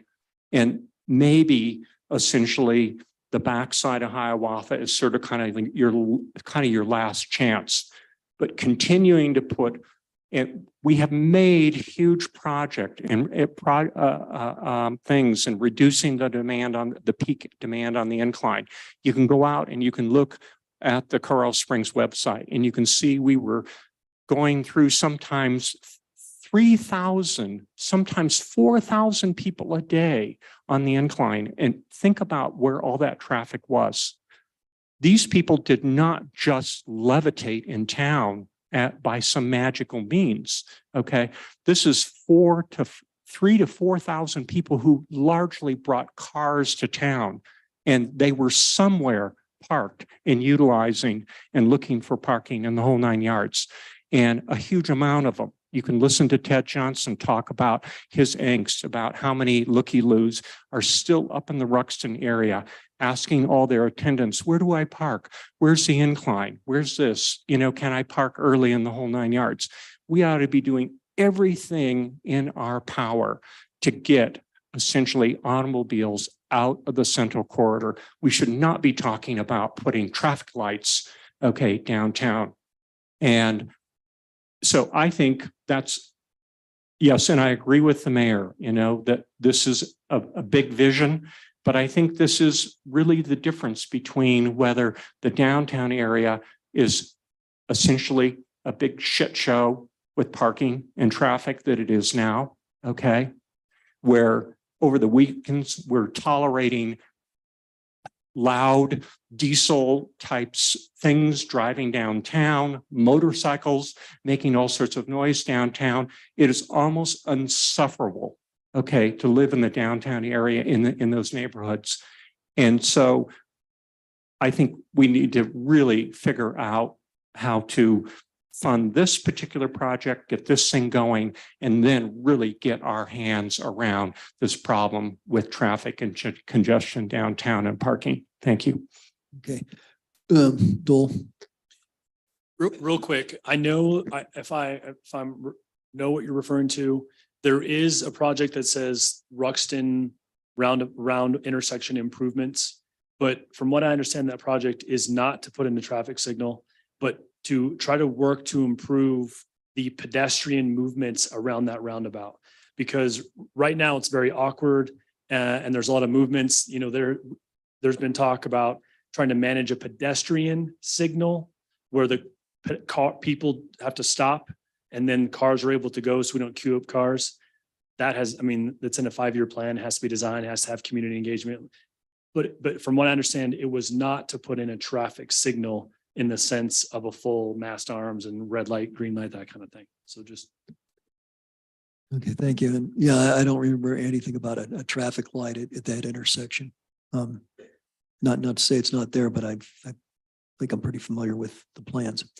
Okay, so we need to give a little direction here. Do we want to tell the group to go forward with the building? Do we want to ask them to go and maybe spend a couple of months looking at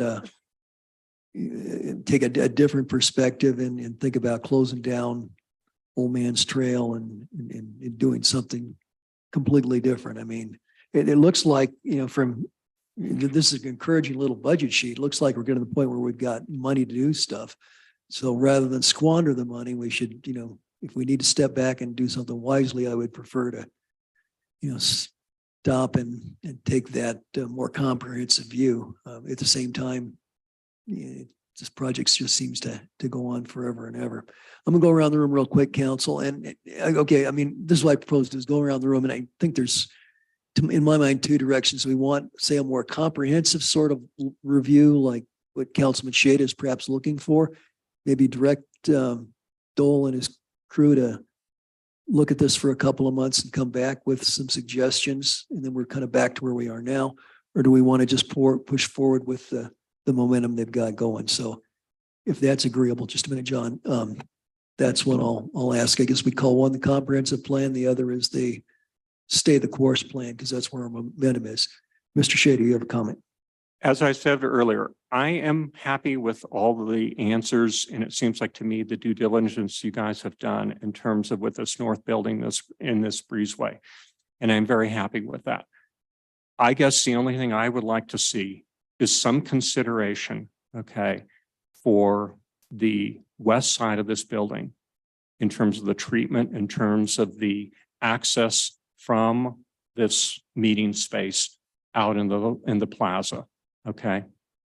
It seems like to me, you know, the historic building there, as I understand that building, had for a while essentially sort of a breezeway that went around, you know, the inside and the outside and the whole 9 yards. And so it's been adaptively kind of fiddled with a lot over the years. And it seems like to me that that would make me really happy if essentially I felt like this interior space really had some integration and some flow to this plaza. I love the idea of the plaza. I think that was a huge major breakthrough that we cracked the Rubik and said that that didn't need to be parking, and that parking, that holy grail of parking that we're currently utilizing on the west side there. Okay. I'm so glad we broke that Rubik and we decided that we could use that as a plaza space. I think that's a huge major breakthrough. And I agree with Dole that essentially that gives us lots of opportunities in the future to think about how this building blends and continues on into more Memorial Park and a much bigger vision. So I'm willing to go forward essentially and tell the task force, you know, let's finalize these plans for this north part of the building with that one caveat of trying to figure out some design elements and whatnot that make it so that the tie into that plaza, that would just make me a little happier, isn't just through that breezeway and isn't just through that south end of the building there, which is over that. It just seems like to me, having that not be windows, some other kind of treatment and whatnot in terms of Dole's made some comments that I think are very good ideas, okay, that maybe still give us somewhat of the plain historic. You know, we have to just realize this building is just very plain vanilla. Okay. All right. But, and I think that also maybe gives us a little bit of license to do something from a design standpoint to kind of pull this building in and integrate it a little bit more in the plaza. And I guess I'd like to see a little more work done on that, but the rest of it, I'm kind of ready to go with. Thank you. Maybe it's not an either or question, then maybe that's sufficient direction to the group. If you want, just stay the course, maybe. Julia and then Natalie. If we give direction to go ahead and build the north side of the building without first seeing a new rendition of the remainder of the building, I'm not clear if that's doable, because I would really like to see something very different on the historic end, as John Shada was saying about tying part of that building into the plaza.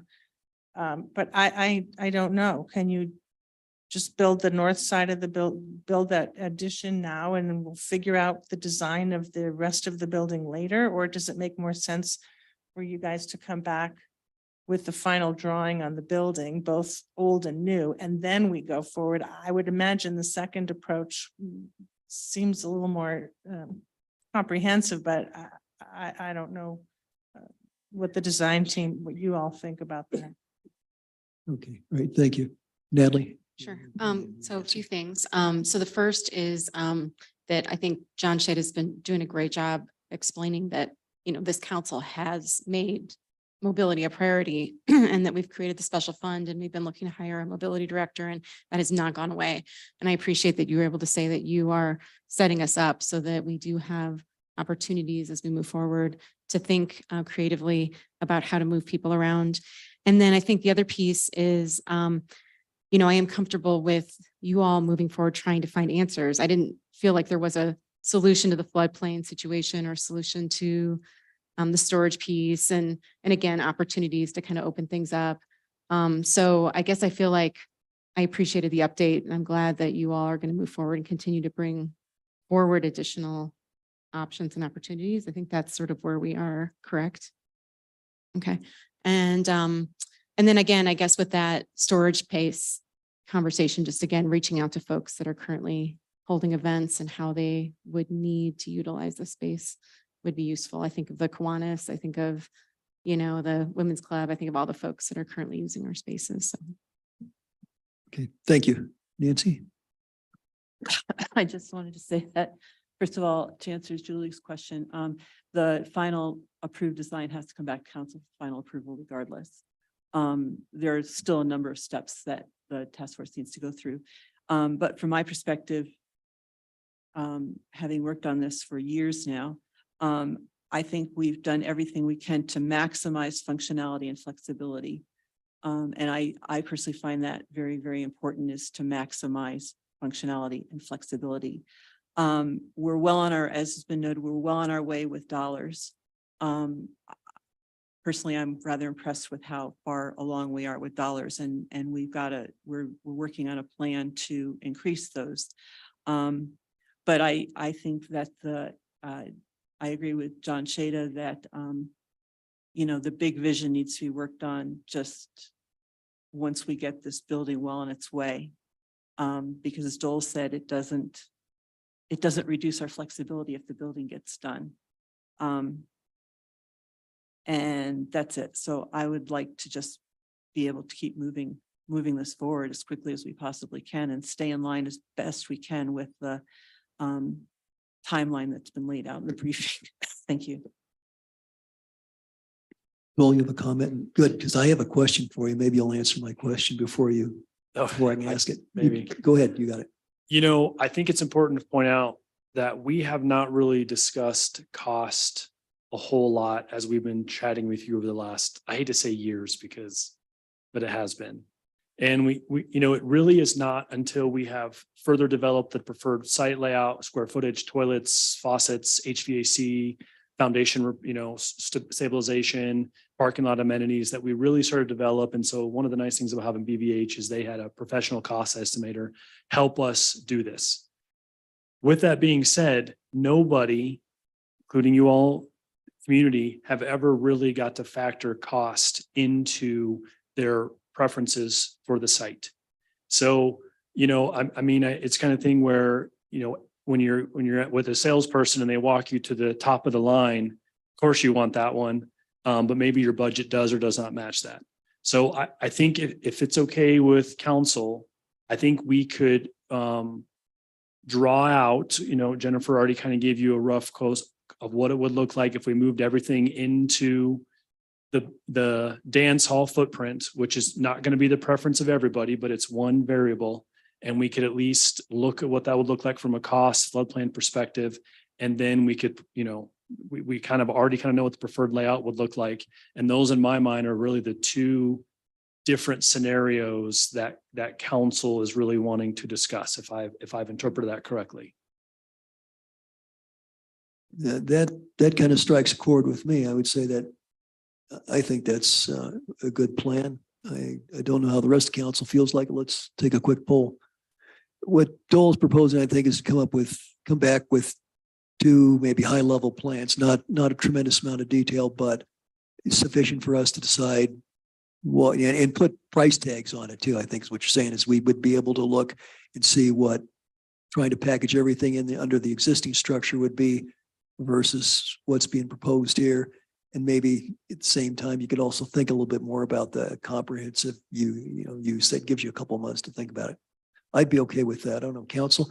Julie, let's just go around the table. I agree, but as part of that, I think what we need to do also is not just assume that the building design will be as presented, but if we're looking at cost, I'd like to see the cost of opening up part of the west end of that building so that it's accessible to the plaza, whether it's those huge, like a garage door that opens up, this big space like that, or whatever it is, to have that section maybe sectioned off. And part of what you rent is also this nice outdoor space and not just being inside some building with not very big windows.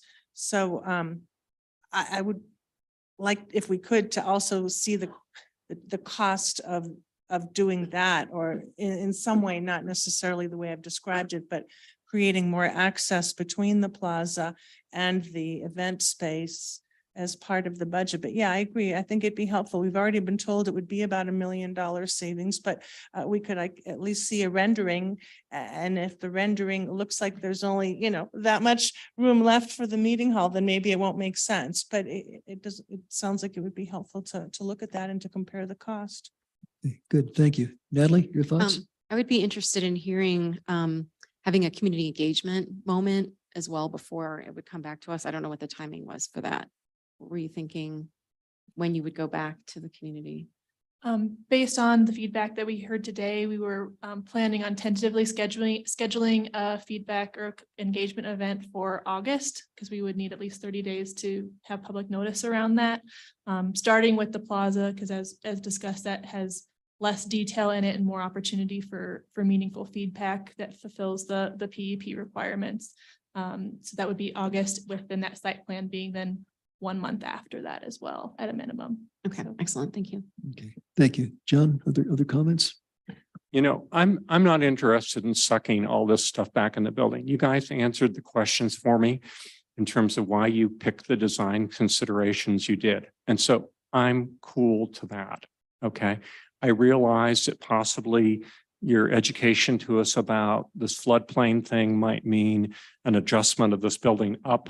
It seems like to me that's maybe, a $200,000, maybe $300,000 sort of kind of, jack job. That's not impossible. I think this building is very easy probably to do that kind of a thing with, given the way it's constructed.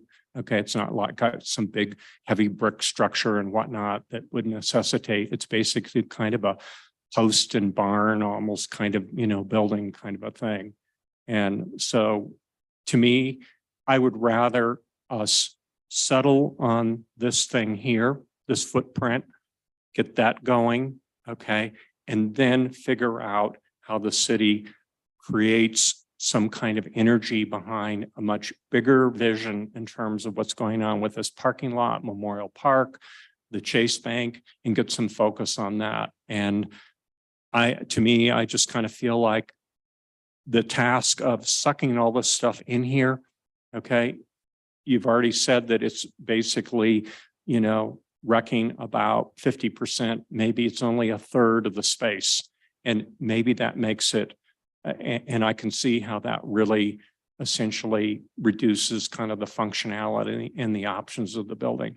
So I'm not interested in going through that whole exercise, because I would rather spend the same amount of effort, okay, on my much bigger vision and figuring out whether that's another task force or whatever that is to get that going and get this part here settled. Thank you. Thank you. Nancy? I agree with John. I'm not interested in spending more design dollars on, we've already looked at that option and with the community. And I'm feel good about being able to raise some money without imposing too much on general fund dollars. So I think that, again, we've maximized functionality and flexibility, and I don't want to start over again. Okay, thank you. Michelle? I agree with John and Nancy. Thank you. Okay. And I think I lean towards keeping the momentum going. So I think I would be, in concert with what's going on here. I would say push forward. Let's get the building done. Let's get rid of those third world porta potties out there. For what we were the fourth most artistic community in the United States, and probably 9 billionth in terms of public restrooms. I mean, that's just, I won't think of a potluck. I'll think of decent bathrooms when I die, I guess. So that would be my take. I'm sorry. Can you imagine driving across the Midwest in the heat and stuff, and you get this porta potty that's, and I get that's what we've done in the near term, but it's been years. It's time to get up a more modern facility. So I think the direction of the majority council is to push forward with what you've got. So, all right, thank you. That said, I suggest we take a 10 or 15-minute break. Thank you all.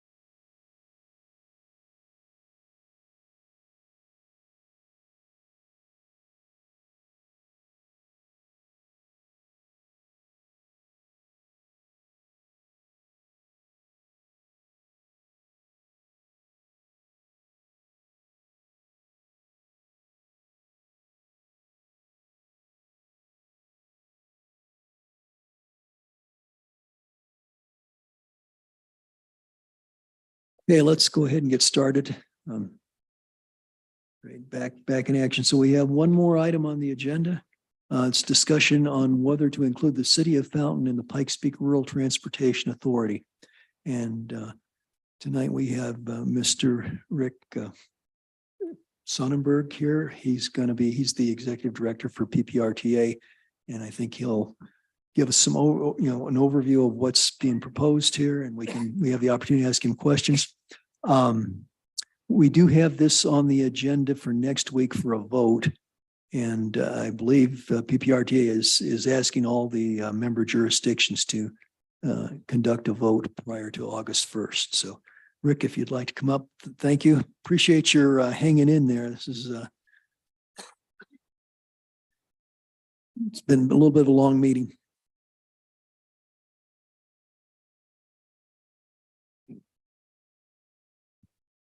Thank you. Yeah, sorry, and actually, we had this on the agenda, and then for some reason it kind of fell off the plate, so we put it back on, and anyway, we're where we are. So Rick, you have the floor.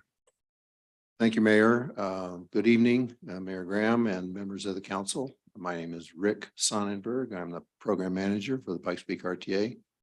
We're a two-person office, so last time we met on June 13, you met Lisa Corey, our finance manager. So it's just the two of us managing this $150 million a year program. So last, when we were here last was June 13, and we presented a draft proposal that we had informally with our board members had generated to present to you on June 13. And then our board reviewed it and approved it formally the next day, June 14. And as you recall, that proposal had two main elements. Number one is the one-time $600,000 allocation to the Manitou Springs capital account of the PPRTA. And the second item was to begin a study of options of how to address the Manitou's financial situation in the future. First item, the $600,000 allocation from the board's capital reserve out of the reserve and to the Manitou Springs capital account has to be a budget action. So we piggybacked that onto the already started mid-year budget amendment that was presented to you, and your staff has responded back how you'd like to spend your share of the original 13 million of the mid-year budget amendment. But now we piggyback the additional 600,000 onto your share, and that is in the handout that I hope you have that says PPRTA Board of Directors. So if you'll turn to page 17.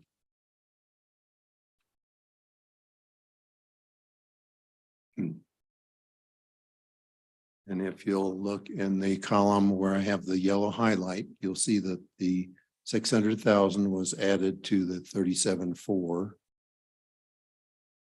So this will be voted on by the PPRTA board tomorrow afternoon. So assuming it flies on through, as I expect it will, then you will have the extra 600,000 in your capital account for you to start spending via vendors and sending the invoices either direct to me or via your finance department for reimbursement back to you. So that'll be in your account tomorrow afternoon at the end of the meeting. So I'm just bringing you up to speed on that first piece of the proposal. The second part of the proposal to start a study, look for future options. That hasn't really started because Lisa had scheduled a 2-week vacation, and on the vacation she got COVID, so she's been under the weather. So that's wiped out 3 weeks of the little more than 3 weeks since I was last here. So So, but we will get on that as soon as she feels well and gets back in the office. So that's the status of the two-part proposal that was presented to you on June 13 and that our board approved formally on June 14. The second plan that's running parallel with this first plan is Fountain's desire to, City Fountain's desire to join PPRTA. The IGA that's been in place since August of 2004 between the member governments requires in section 12 that each and every one of the existing member governments have to approve a new member. So that is we're now at that stage because the City Fountain in late May approved a resolution presented to the PPRTA board also on June 14, the same day when our board approved your proposal or the proposal to you. They approved a resolution with two parts saying that the PPRTA board would cooperate with the City of Fountain in its desire to join the PPRTA and would submit out to the existing 6 member governments, the original 4 plus Raymond and Callahan have joined since the original 4. So each of the 6 member governments have to approve a motion or a resolution or some official action back to me by August 2nd. We added a day, Mayor, a little cushion day. So that's why we're presenting to you this referral out to you of Fountain's request and for discussion tonight and hopefully a vote a week from tonight. I'm available for questions on either of these two plans. Thank you. Council, I think here in the last month or so, we've learned a little more about PPRTA. So I guess I'll open it up to a few questions or comments. Rick is the man. He's the expert on this. Julie and then Natalie. Oh, Natalie, why don't you go first this time? Okay, I wasn't actually raising my hand, but I'm sure. I was actually just adjusting this. But no, so obviously Manitou would lose out on some funding if we went this way. So we're talking about partnerships. We're talking about maybe changing priorities to include transportation in maybe a more substantive way, those kind of things. Is that what we're talking about today? Yeah, I think we are. And Rick, let me answer real quick and then you can give a more detailed answer. Yeah, I think really it is. It's about regional problems for, transportation. And I mean, we all use roads in Colorado Springs and El Paso County and so forth. So it's trying to coordinate solutions for regional problems. And I mean, part of it's the member jurisdictions. We have our own little projects that we need to do. And in fact, they're large projects frequently, but there's coordination on major pieces of work. There's coordination with CDOT. There's federal funding that gets involved. This gets to be a kind of an arcane science. And several times I've heard explanations as to how funds are used. Certain funds are earmarked. We have certain restrictions on this and that federal money. So working out matches and stuff is it's kind of an art, and there's a lot of leveraging done. So I think there's a value there that it's not readily obvious. And in fact, the sum is more, or the whole is more than the sum of its parts. So I think there's considerable value in that regional approach to things. That's the brief answer. Rick, if you'd like to elaborate. The numbers specifically that were generated over a year ago by Beverly, our prior finance manager, who's now retired, that April 22 estimate that I think you have shows that once if Fountain is in and gets maintenance, and then on a separate vote a year later, the PPRTA goes to all voters, including the Fountain voters, with the Fountain's capital project list, and that's also approved, then Fountain gets maintenance money and capital money. And Manitou would, on both maintenance and capital combined, would lose, again, according to that 15-month-old estimate, about $18,700 a year. Yes. No, go ahead, Julie. That's all right. Not It's mine. good. Let's pursue the idea. Managers. So we would lose $18,000 or $19,000 if Fountain joins. And what we gain is that there are more roads outside of Manitou that will be paved. You know, we keep hearing like, oh, Manitou spends more than we get, but you should be happy because Powers Boulevard is now newly repaved or something, and that's supposed to make us feel okay. But what benefit do we have in having Fountain join? Our vote becomes diminished.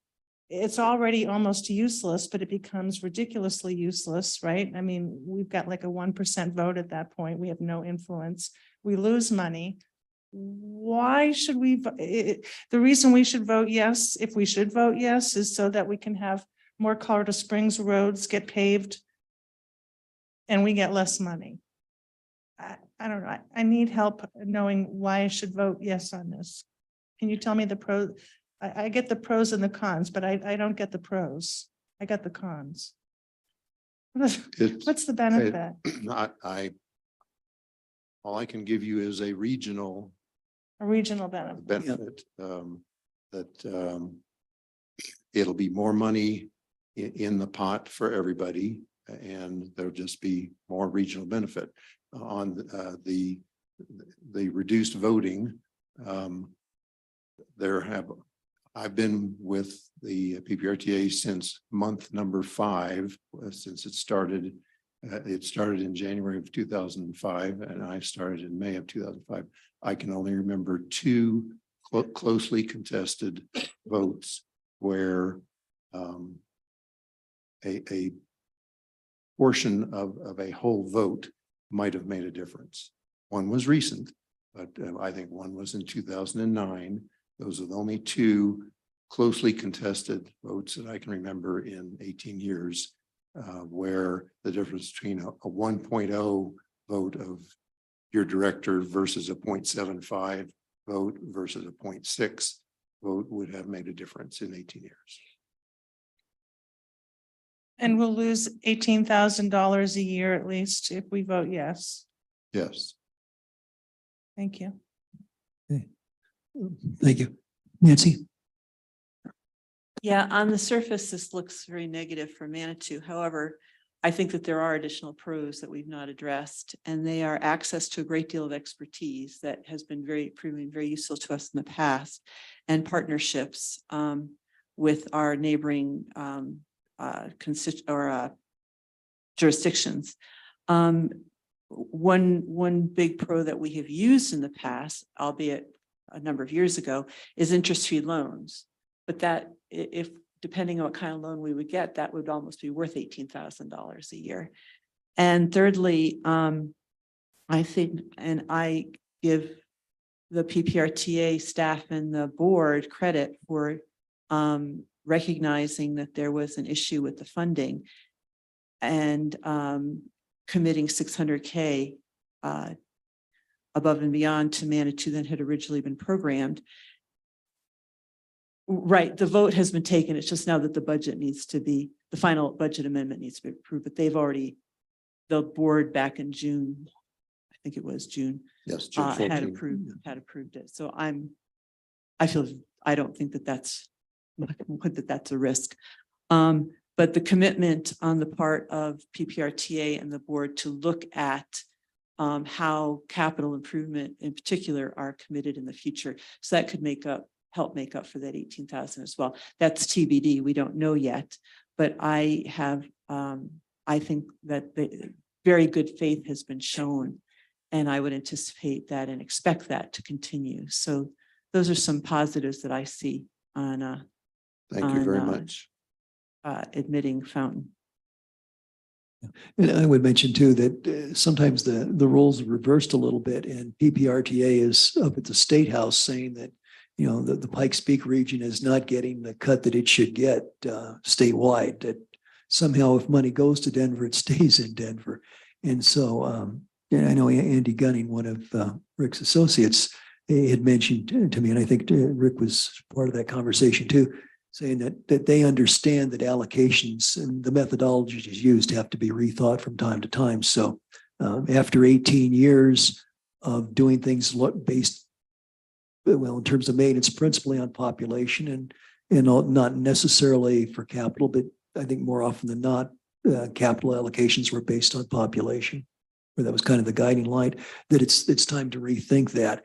You know, and looking at this, and I tried to think through this situation from the standpoint of the large jurisdictions like El Paso County and Colorado Springs, and then the small places like, I mean, Rama population, 110 people. They generate almost nothing. They get, you know, not very much, but what they get is huge for what their needs are. I mean, it's a significant piece of work for them. So, you know, I think regional cooperation is a big. I think there's a lot of leveraging that's done. I think we get a lot of efficiency that we wouldn't have on our own. So I'm a proponent of that. I do look at the numbers, you know, Julie, and you know, my basic math says, yeah, we'd get less going into the future. But I've also looked, and I think the numbers that Rick provided, a little over 5.7 million for capital and a little over 1.1 million for maintenance. You're approaching $7 million there. So we could do a lot with $7 million, and that's what we're, I think, looking at. So May I ask you a follow-up on that, Mayor? sure. So am I remembering correctly? My computer died, so I don't know if this is in the packet or not, but even after we get the 600,000, assuming it's approved tomorrow, we're still in the hole at least $500,000 or about $500,000.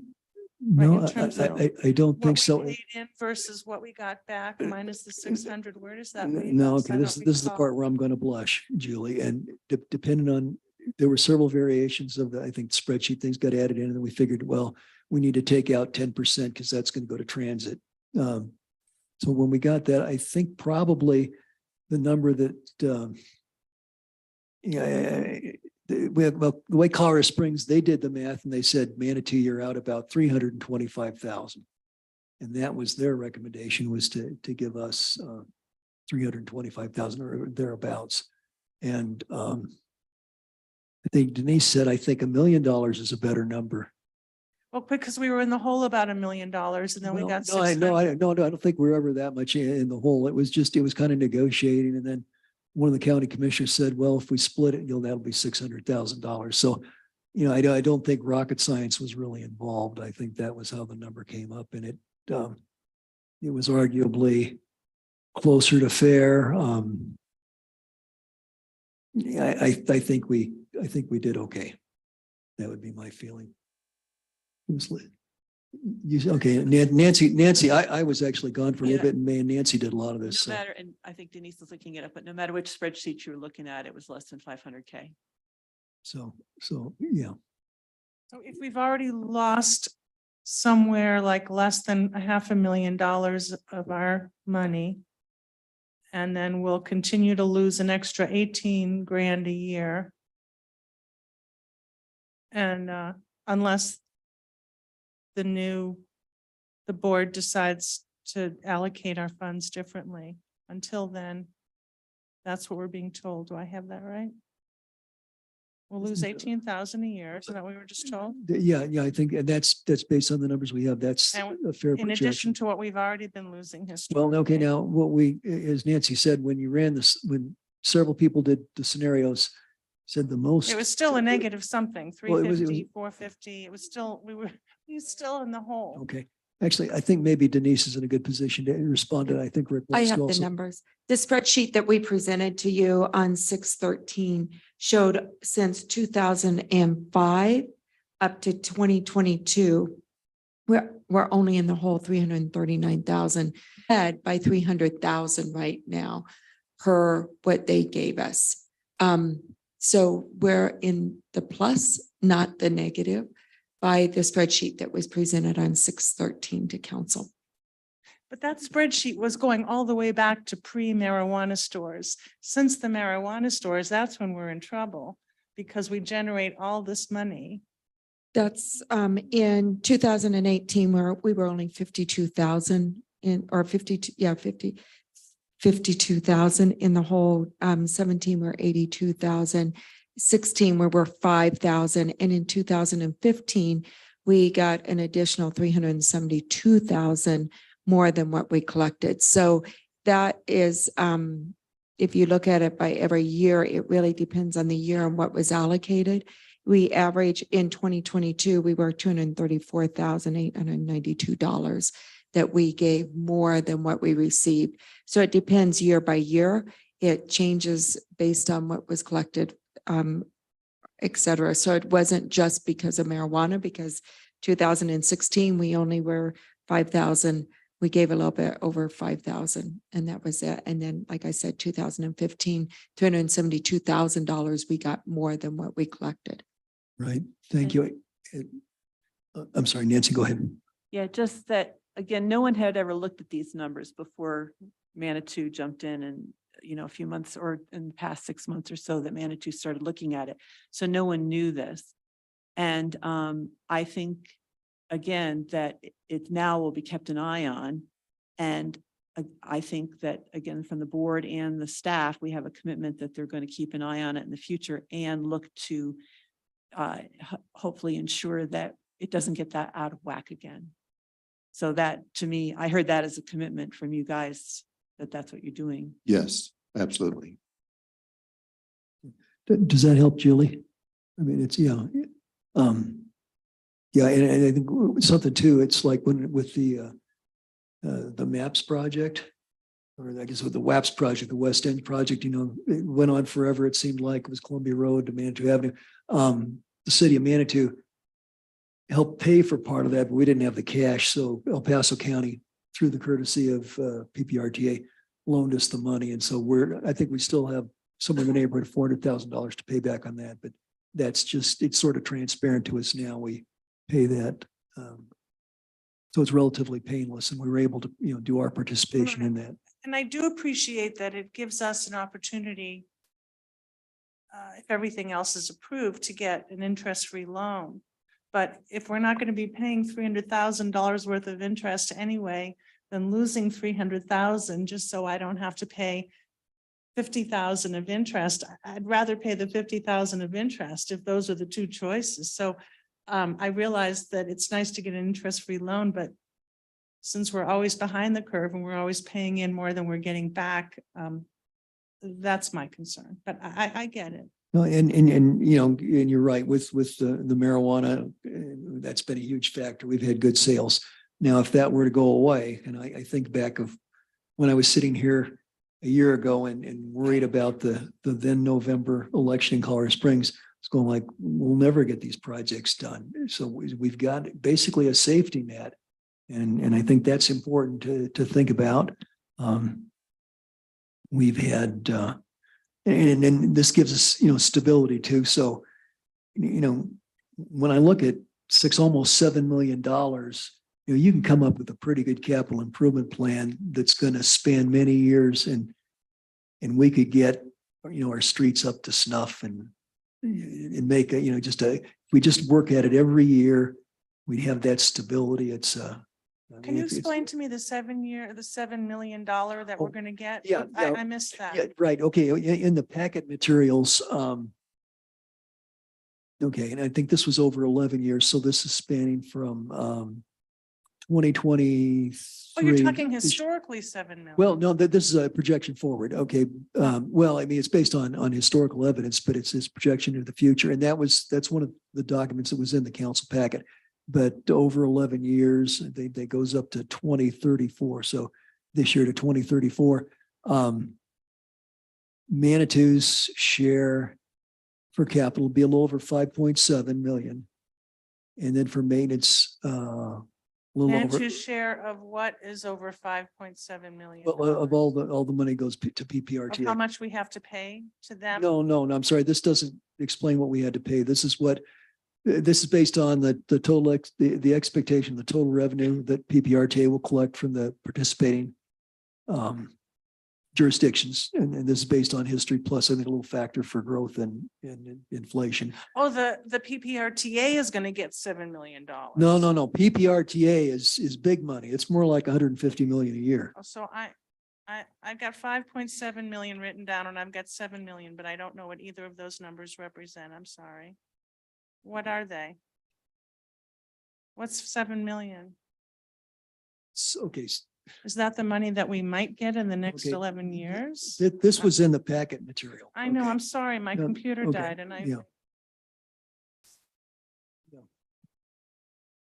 but whether it's in the packet or not, it's worth talking about. Right, just no, wanna I know get it here. What the money's, what you're talking about, $7 million.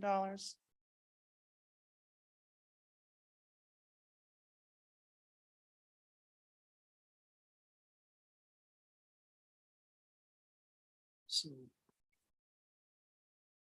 For instance, okay, there's Manitou. This is 11 years. So this would be our share. And this is for capital, and then we have our share for maintenance. And that's based on the current formula? Yeah, that's based on population, and then it's also, it's based on historical evidence projected into the next 11 years. So it shows us how much money we'll get, but it doesn't show how much money we have to pay out. No, it doesn't. It Well, doesn't. in the past, Okay. our payout has been more than our receipts. So, I mean, if we're gonna get 7 million and we pay 11 million, the 7 million isn't that exciting if we have to pay 11 million to get 7 million back. But Mr. Mayor. okay, I appreciate. Mr. Mayor, I have a Okay, question. thanks, Julie. John, go ahead. So in the PDF packet on page 99, okay, which is the last sheet in there, I believe it's showing the scenario here with adding Fountain. So it's showing if Fountain joins, our yearly maintenance allocation is about $360,000 a year. According to this, it says if Fountain joins. Then there's the capital allocation, okay, in the city packet on page 99. Right. The capital allocation that Manitou would get would be about 565,000 in round numbers, Correct. okay? So that's if Fountain joins, okay? Because we're only, I mean, if Fountain joins, it sounds like to me we're in like small teenage numbers in terms of the issue. So what I was trying to get at, John, was you were winding up for a pitch here with 7 million or something like that. And so what I was trying to figure out is using those two numbers, is that like a 5-year thing that I'm multiplying together or what? No, it was 11, it's 11 years. Okay, 11 so years. it's 2023 up through 2034. I believe that's correct, Rick. If those numbers seem wrong, jump out. I think it's the 10 years. 10 years, okay. 2025 to Okay. 2034. So I get it that we're multiplying these numbers here times a certain number of years out. Okay, that kind of thing. What I was trying to figure out, John, was you made a comment that we're paving more streets or something like that with this. How in the world are we doing that? Or did I mishear you? No, well. I'm sorry. maybe I didn't- don't want to maybe- put words in No, your no, mouth. no. Okay, maybe I didn't explain. What I was going to say is, it's a steady source of revenue. Okay, so that's something, and we have, our economy it's tourism and it's marijuana. And tourism is one of those industries where, if the national economy kind of goes south, the discretionary income gets pulled back and we hurt. And it seems like, I remember many times when, the national economy went bad and then the tourist season wasn't that great. We still had a tourist season because we'll always have something, but it wasn't as good. And so the city tightened its belt. We ended up not doing certain things. We got off of the programs we had. We lost momentum. So if we want to be resilient and say we're going to you know, here's a 10-year plan to pave the streets or 5 years. I mean, would be better than 10, but 10 is something, or just, you know, you just take that money and you budget it, put it in your capital improvement plan and you do it. And you just hammer away every year and you work it steadily. I think there's a huge advantage in resolution and just that dogged determination to get things done and making a habit out of it. So Okay, thank you for that was the that point I was making. Yeah. clarification. I'm just Yeah. trying to make No, sure. no, I that appreciate were- you. Yeah. That you weren't, suddenly there wasn't some new pot of money that magically showed up somewhere. No, no. That essentially these numbers that I see that are in our packet. And I'm not familiar with all these numbers here because they were just handed out to us. No. So I was looking at what was in the packet. So basically, right now, just for the record, we appear to be using this $360,000 a year from PPRTA for maintenance for paving, correct? And Yeah, that's, as I remember, was Yeah. roughly what we put out for bid last spring. yeah, right? that's what Okay. we do All for right. paving. And Yeah. then this is our typical allocation of 565, which is capital. That doesn't come to us automatically, does it? That has to do with all that A-list stuff, or is that an automatic allocation? Help me with that. Right. That is an automatic. Oh, that's allocation. also an automatic pot of money. Okay. That's our cut. I mean, and when the capital money, we use that for our A-list projects. And then when we get all our A-list projects done, we go to B-list. I mean, and so A-list are the ones we told the voters that we're going to get this done. And so you don't take your whole wish list. You have to be kind of careful and you pick those things that are critical, knowing that you may have some cost overruns, and your B-list items are the ones you'll get to as time and money persist. And hopefully, in a perfect world, you get all your B-list projects done too, but there's been a lot of cost So overruns. I guess I want some clarification. So this capital number, okay, that's sitting on page 99 of the PDF packet of the public packet of 565,000 in round numbers, okay, is essentially somewhat tucked in there is Manitou's A-list and B-list projects. Is that correct? Well, no, Our- Yeah, may I? well, yeah, respond? you might be able to Our explain. that. A-list, we in 2020, start in 2025, remember, is more programmatic. It's more programs, so it isn't very specific. We get to choose some of those programs. Like last time, it was Hiawatha.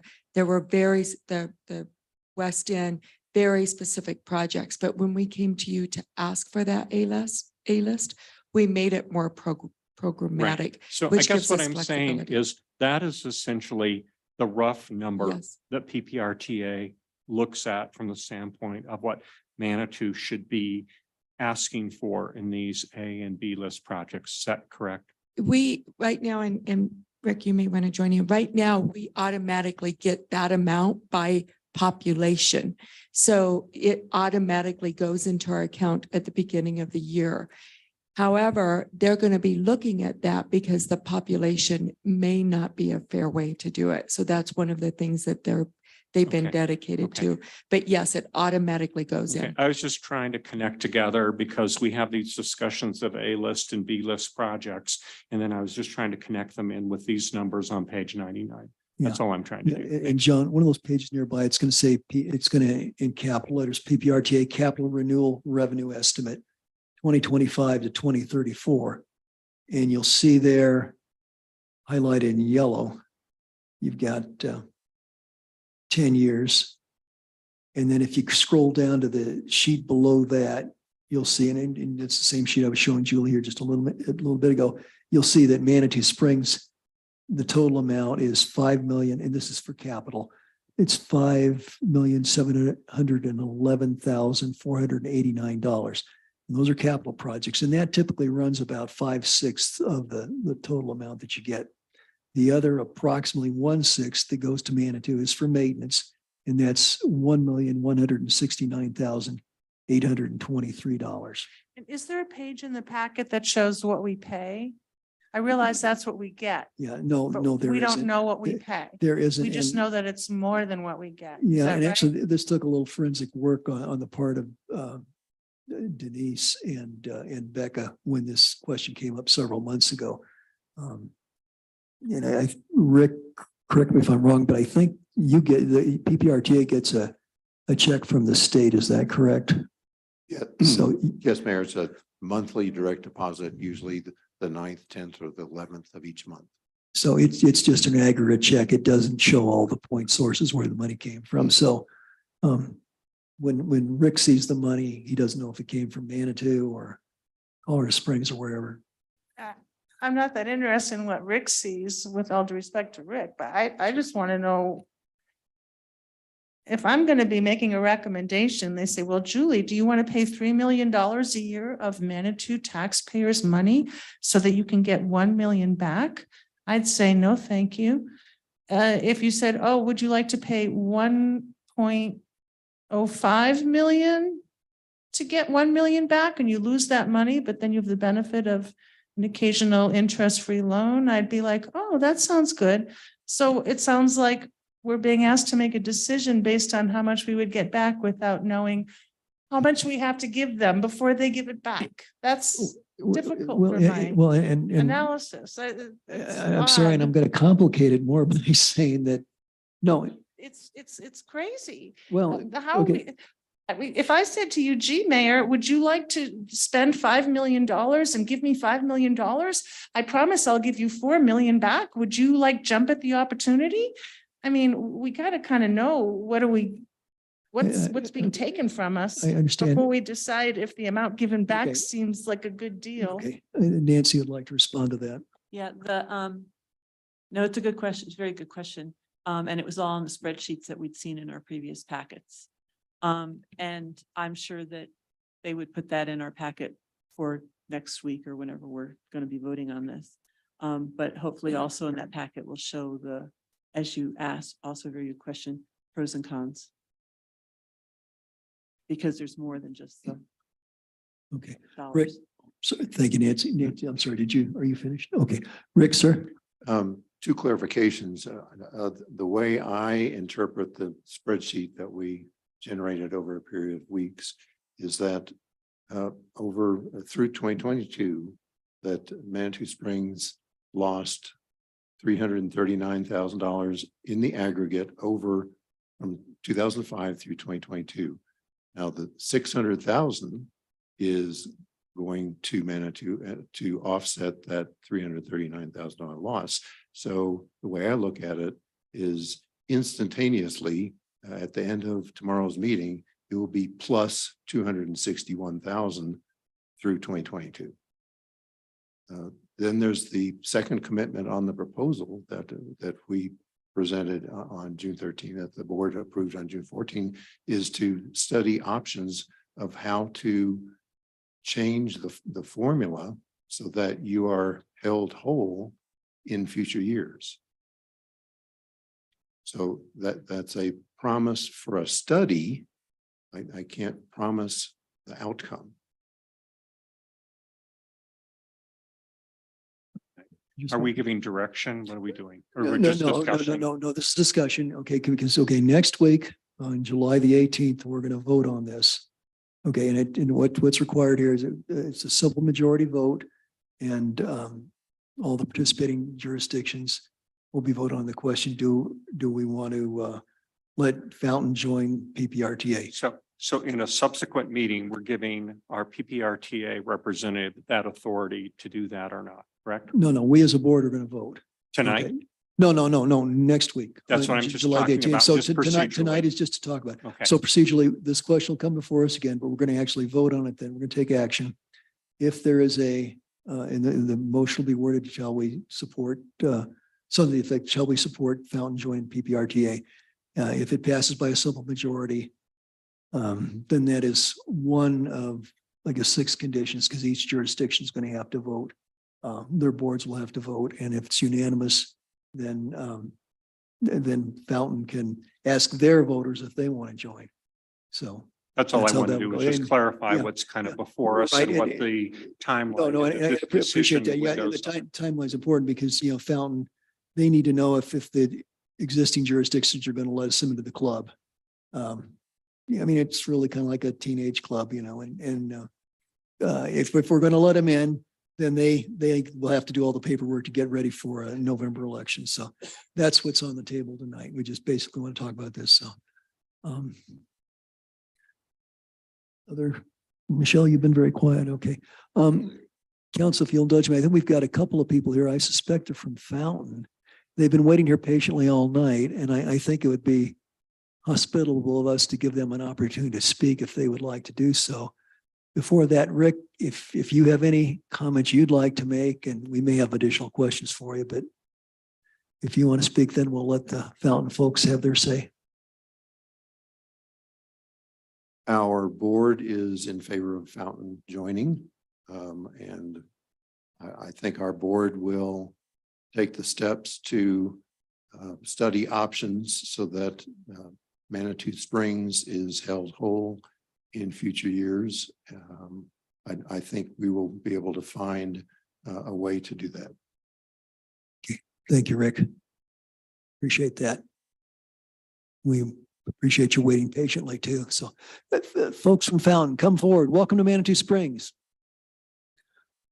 Manaktakayakwa. It's Ute for welcome. I just learned that. I'm not saying it quite right, but anyway. Well, good evening. Good evening. Deetra Duncan, Fountain City Council at Large. I think I know most of you here. We are coming here tonight to request that you let us into the club, the PPRTA club. Why should you let us into the club? Is because right now we are currently spending 1.2 million on South Academy Highlands area that we are paying into PPRTA that we're not getting any money back from. We estimate that the remainder of Fountain that pays into PPRTA tax, some are commercial areas as well as home-based business in residential neighborhoods, is around 200,000. None of these funds are spent toward projects or maintenance in these areas that are currently included in the tax, and there is no Fountain representation in the authority for these areas. So again, we are spending $1.2 million into PPRTA, and we are not able to do anything with the allocation of those funds because we are not members of PPRTA. And if you could explain how you got into that situation, I believe there was an annexation question. So that's not completely obvious to all of us. So if you would touch on that, expand upon that a little bit. I can do that. So in the past history, you want to know why didn't we join? So there was a PPRTA 1. And we can't speak directly because I wasn't on council at that time, but the council did not bring that to PPRTA because the voters, the allocation in the formula that Fountain had at that time would have received approximately 31 cents for every dollar collected. So the capital was not allocated. We would have got 31 cents on every dollar. Then there came PPRTA 2. And to address the concern with PPRTA 1, Fountain ultimately asked its voters to approve a 1% sales tax for road maintenance, capital projects, and transit in 2009. When PPRTA 2 came up for a vote, the bylaws had changed and the allocation formula was based on the population, what we're talking about tonight, which was good, right? So however, due to the recent approval of Fountain own sales tax, the council opted not to ask the voters for an additional tax. Ultimately, in 2019, the capital portion of the Fountain sales tax was sunset and maintenance and transit portions dropped down 0.4%. Where we are today, PPRTA 3. The city now desires to join the regional authority under the current allocation structure. when PPRTA members began approaching Fountain City Council members in 2021 to discuss the possibility of joining, Fountain began having internal discussions and began fact-finding. The council surveyed the committee in 2022 and found the community and found that we had the support for to either PPRTA or public safety, but not both at the same time. So if you notice, this past election cycle, we had a public safety initiative on our ballot. So we had to pick one or the other. Ultimately, the council made the decision to take public safety question to the voters in 2022. A subsequent survey compiled earlier in 2023 shows that the voters are still supportive to joining PPRTA. And thus the council has, opted to request inclusion. So ultimately, our citizens want our roads fixed. Did I answer you? I think that was insightful. I see Rick raising his hand here, so I think, Rick, if you'd like to come forward and expand upon comments. Yes, thank you. That was a helpful comment, ma'am.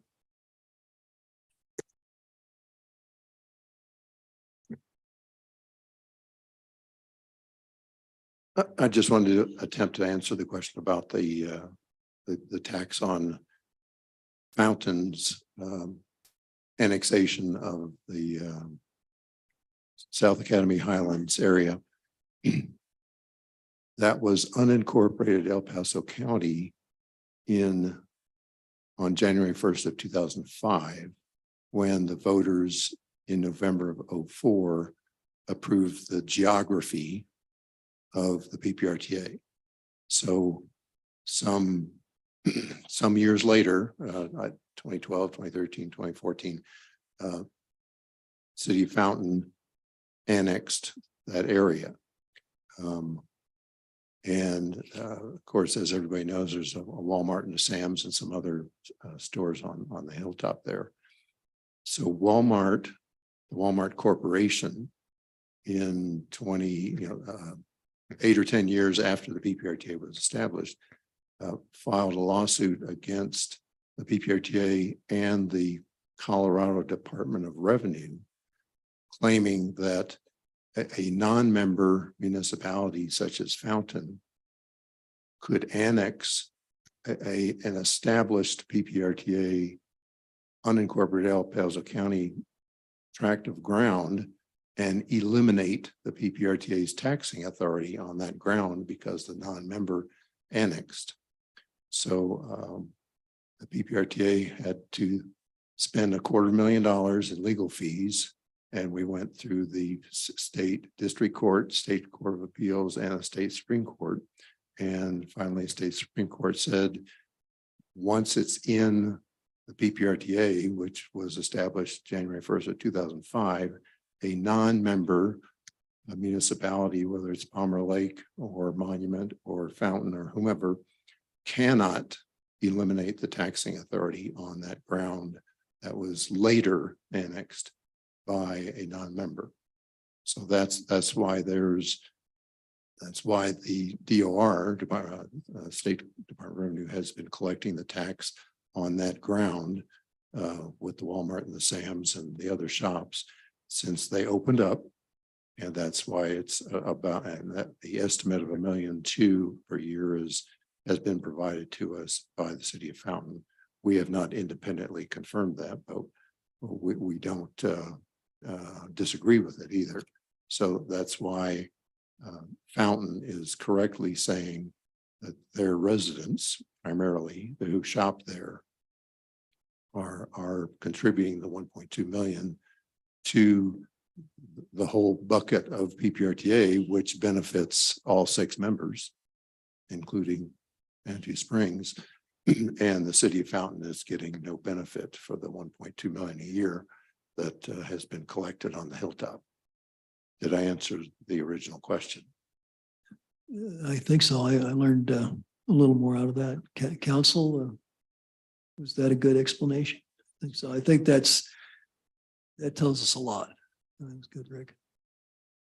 Good. Sir, did you have comments you'd like Yes, to make? Mayor. Yes. Good evening, Mayor and Council, and thank you for the opportunity to be here. It's worth the wait. Get the chance to get to talk to you. If you'd introduce yourself. Absolutely, yes. So my name is John Trilch, and I'm the City of Fountain's Administrative Services Director. So If you could get your mouth about 3 inches from Yeah, the yeah. microphone, you're being recorded for posterity. is that better? Okay. That's good, thanks. So again, I'm John Trilch. I'm the City of Fountain's Administrative Services Director, and so I'm here supporting Councilmember Duncan and representing the City of Fountain staff.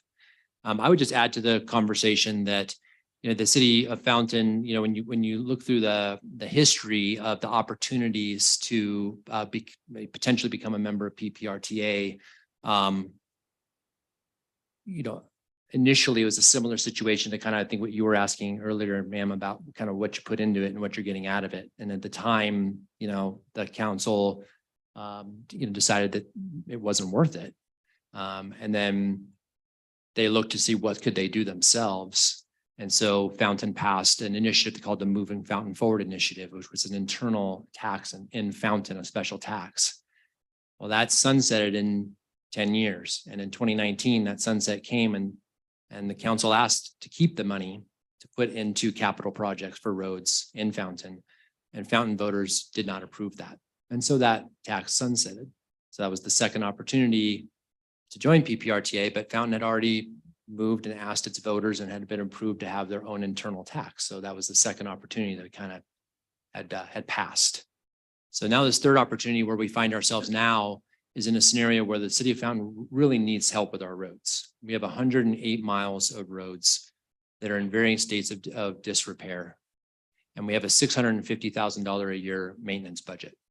$150,000 for maintenance and $500,000 that remains out of that special tax that was passed years ago that's specifically for maintenance that we use for resurfacing. So $650,000 a year for 108 miles of road, not to mention the development that's occurring, you know, all around us. And Fountain, we're certainly no stranger to all the building that's going on and the needs for traffic infrastructure to support that as well.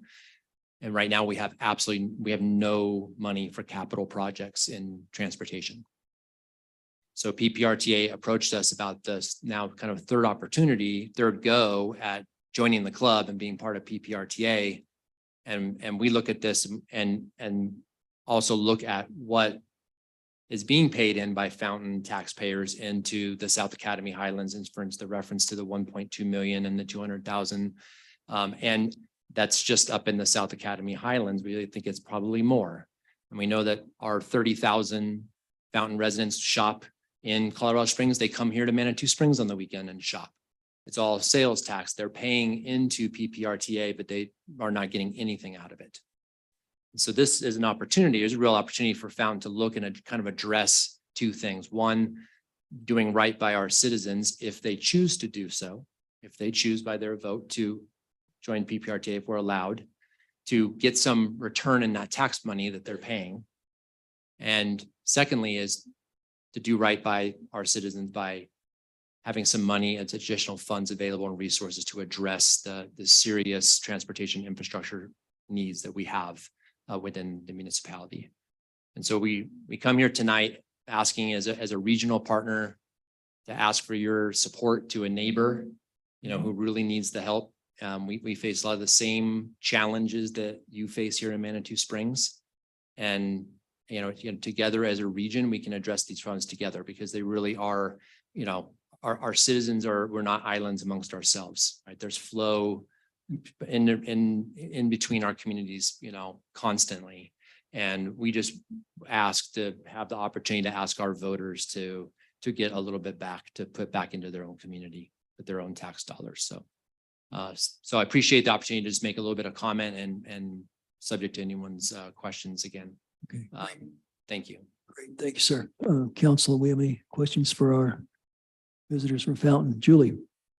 I don't know if I heard this right. So some years ago, then the unincorporated area that Walmart now occupies decided they would give money to PPRTA in exchange for nothing given back? And they were like, oh, that sounds like a good deal, let's do it? Or that was an involuntary tax, or why is over $1 million of PPR going to PPRTA and you're getting nothing back? Julie, El Paso get County that. is one of the jurisdictions. So if you're in unincorporated El Paso County, then you're in PPRTA. Oh, they tax you See, whether you so want it then, or so not. then, you know, so then that area that had been in the Ah. county and was thus subject to PPRTA tax, it became part of Fountain. Oh, so for Fountain, they're clearly good. So you're gonna get more money back than you give in, than you Well, put right in. now, man, we get no money. Right, but I mean, I get that. Yeah. But You know, after this is I don't know done, that question. I don't know the answer to that right now. But you know, I said 1.2 million, it's really 1.4 million. You know, we have 2.2 million maintenance needs that are in Fountain. 3.5 million plus for capital projects that, because we're not a part of PPRTA, we are not able to get any money to help with those projects. Currently, the city spends 150,000 in maintenance, approximately 500,000 on resurfacing, and we have no capital funding. And we have no capital funding for future projects. So that's why we're asking. I mean, if the city joined PPRTA, we will be a part of a regional roadway improvement program that would allow for funding for traffic flow and roadway improvements in our city. You know, and not only that, to highlight some of the things that we are facing with our poor roads and public safety. I mean, when we have poor roads, and that means that the maintenance on our vehicles are enormous, right? And if we had smooth roads, it would increase our responsive rate to our neighbors to get to people who are in need. Our fleet department, we have lots of suspicion issues that are going on with the trucks that we have. And if we were able to join PPRTA, then we would have more flexibility and more that we can utilize our taxpayer dollars than continues to do maintenance without completing roads that need to be repaired completely. Thank you. Anything else, council? It's not. Thank you very much. We appreciate your coming and your patience in waiting to get to this item. So thank you very much. And thank you for having us. And just, again, we just, you know, asking for your due diligence in making sure that we get the money that we need, that we're putting into PPRTA. Great. Thank you much. Council, any further discussion before we in this item? Okay, I think we've pretty well talked it out. So next week we'll be voting on this, and I guess our questions are answered. Okay. Well, thank you. I think that concludes that item for this evening. Time for council correspondence. Does anybody have anything? Nancy? Yes, several of us went to Colorado Municipal League 2 weeks ago, and I found it a very worthwhile experience. In fact, I thought most of the sessions were better than they were last year. So I learned a lot, made some good contacts, and good experience. Good. Thank you. Michelle? John? Natalie? I'll be participating remotely next week. Sorry, what? Oh, you'll I'll be participating remotely next week. Okay. I'll be participating in our Tuesday meeting next week remotely. Okay. All right, Julie? Okay, let's see. We've actually had a pretty good week. Got a couple of grants. Denise, maybe you'd like to talk about the DOLA grant for the water tank, and then we did get a $300,000 grant, a CDBG grant approved during the county commissioners meeting this morning. That's for the library. So that'll help. So we're making progress on that. So that's what I've got. Denise? Yeah, I've not received official notification for the DOLA, but it looks very promising. As soon as I receive that, I will send it out. And then, yeah, the 300,000 today for the CDBG is a very large CDBG grant.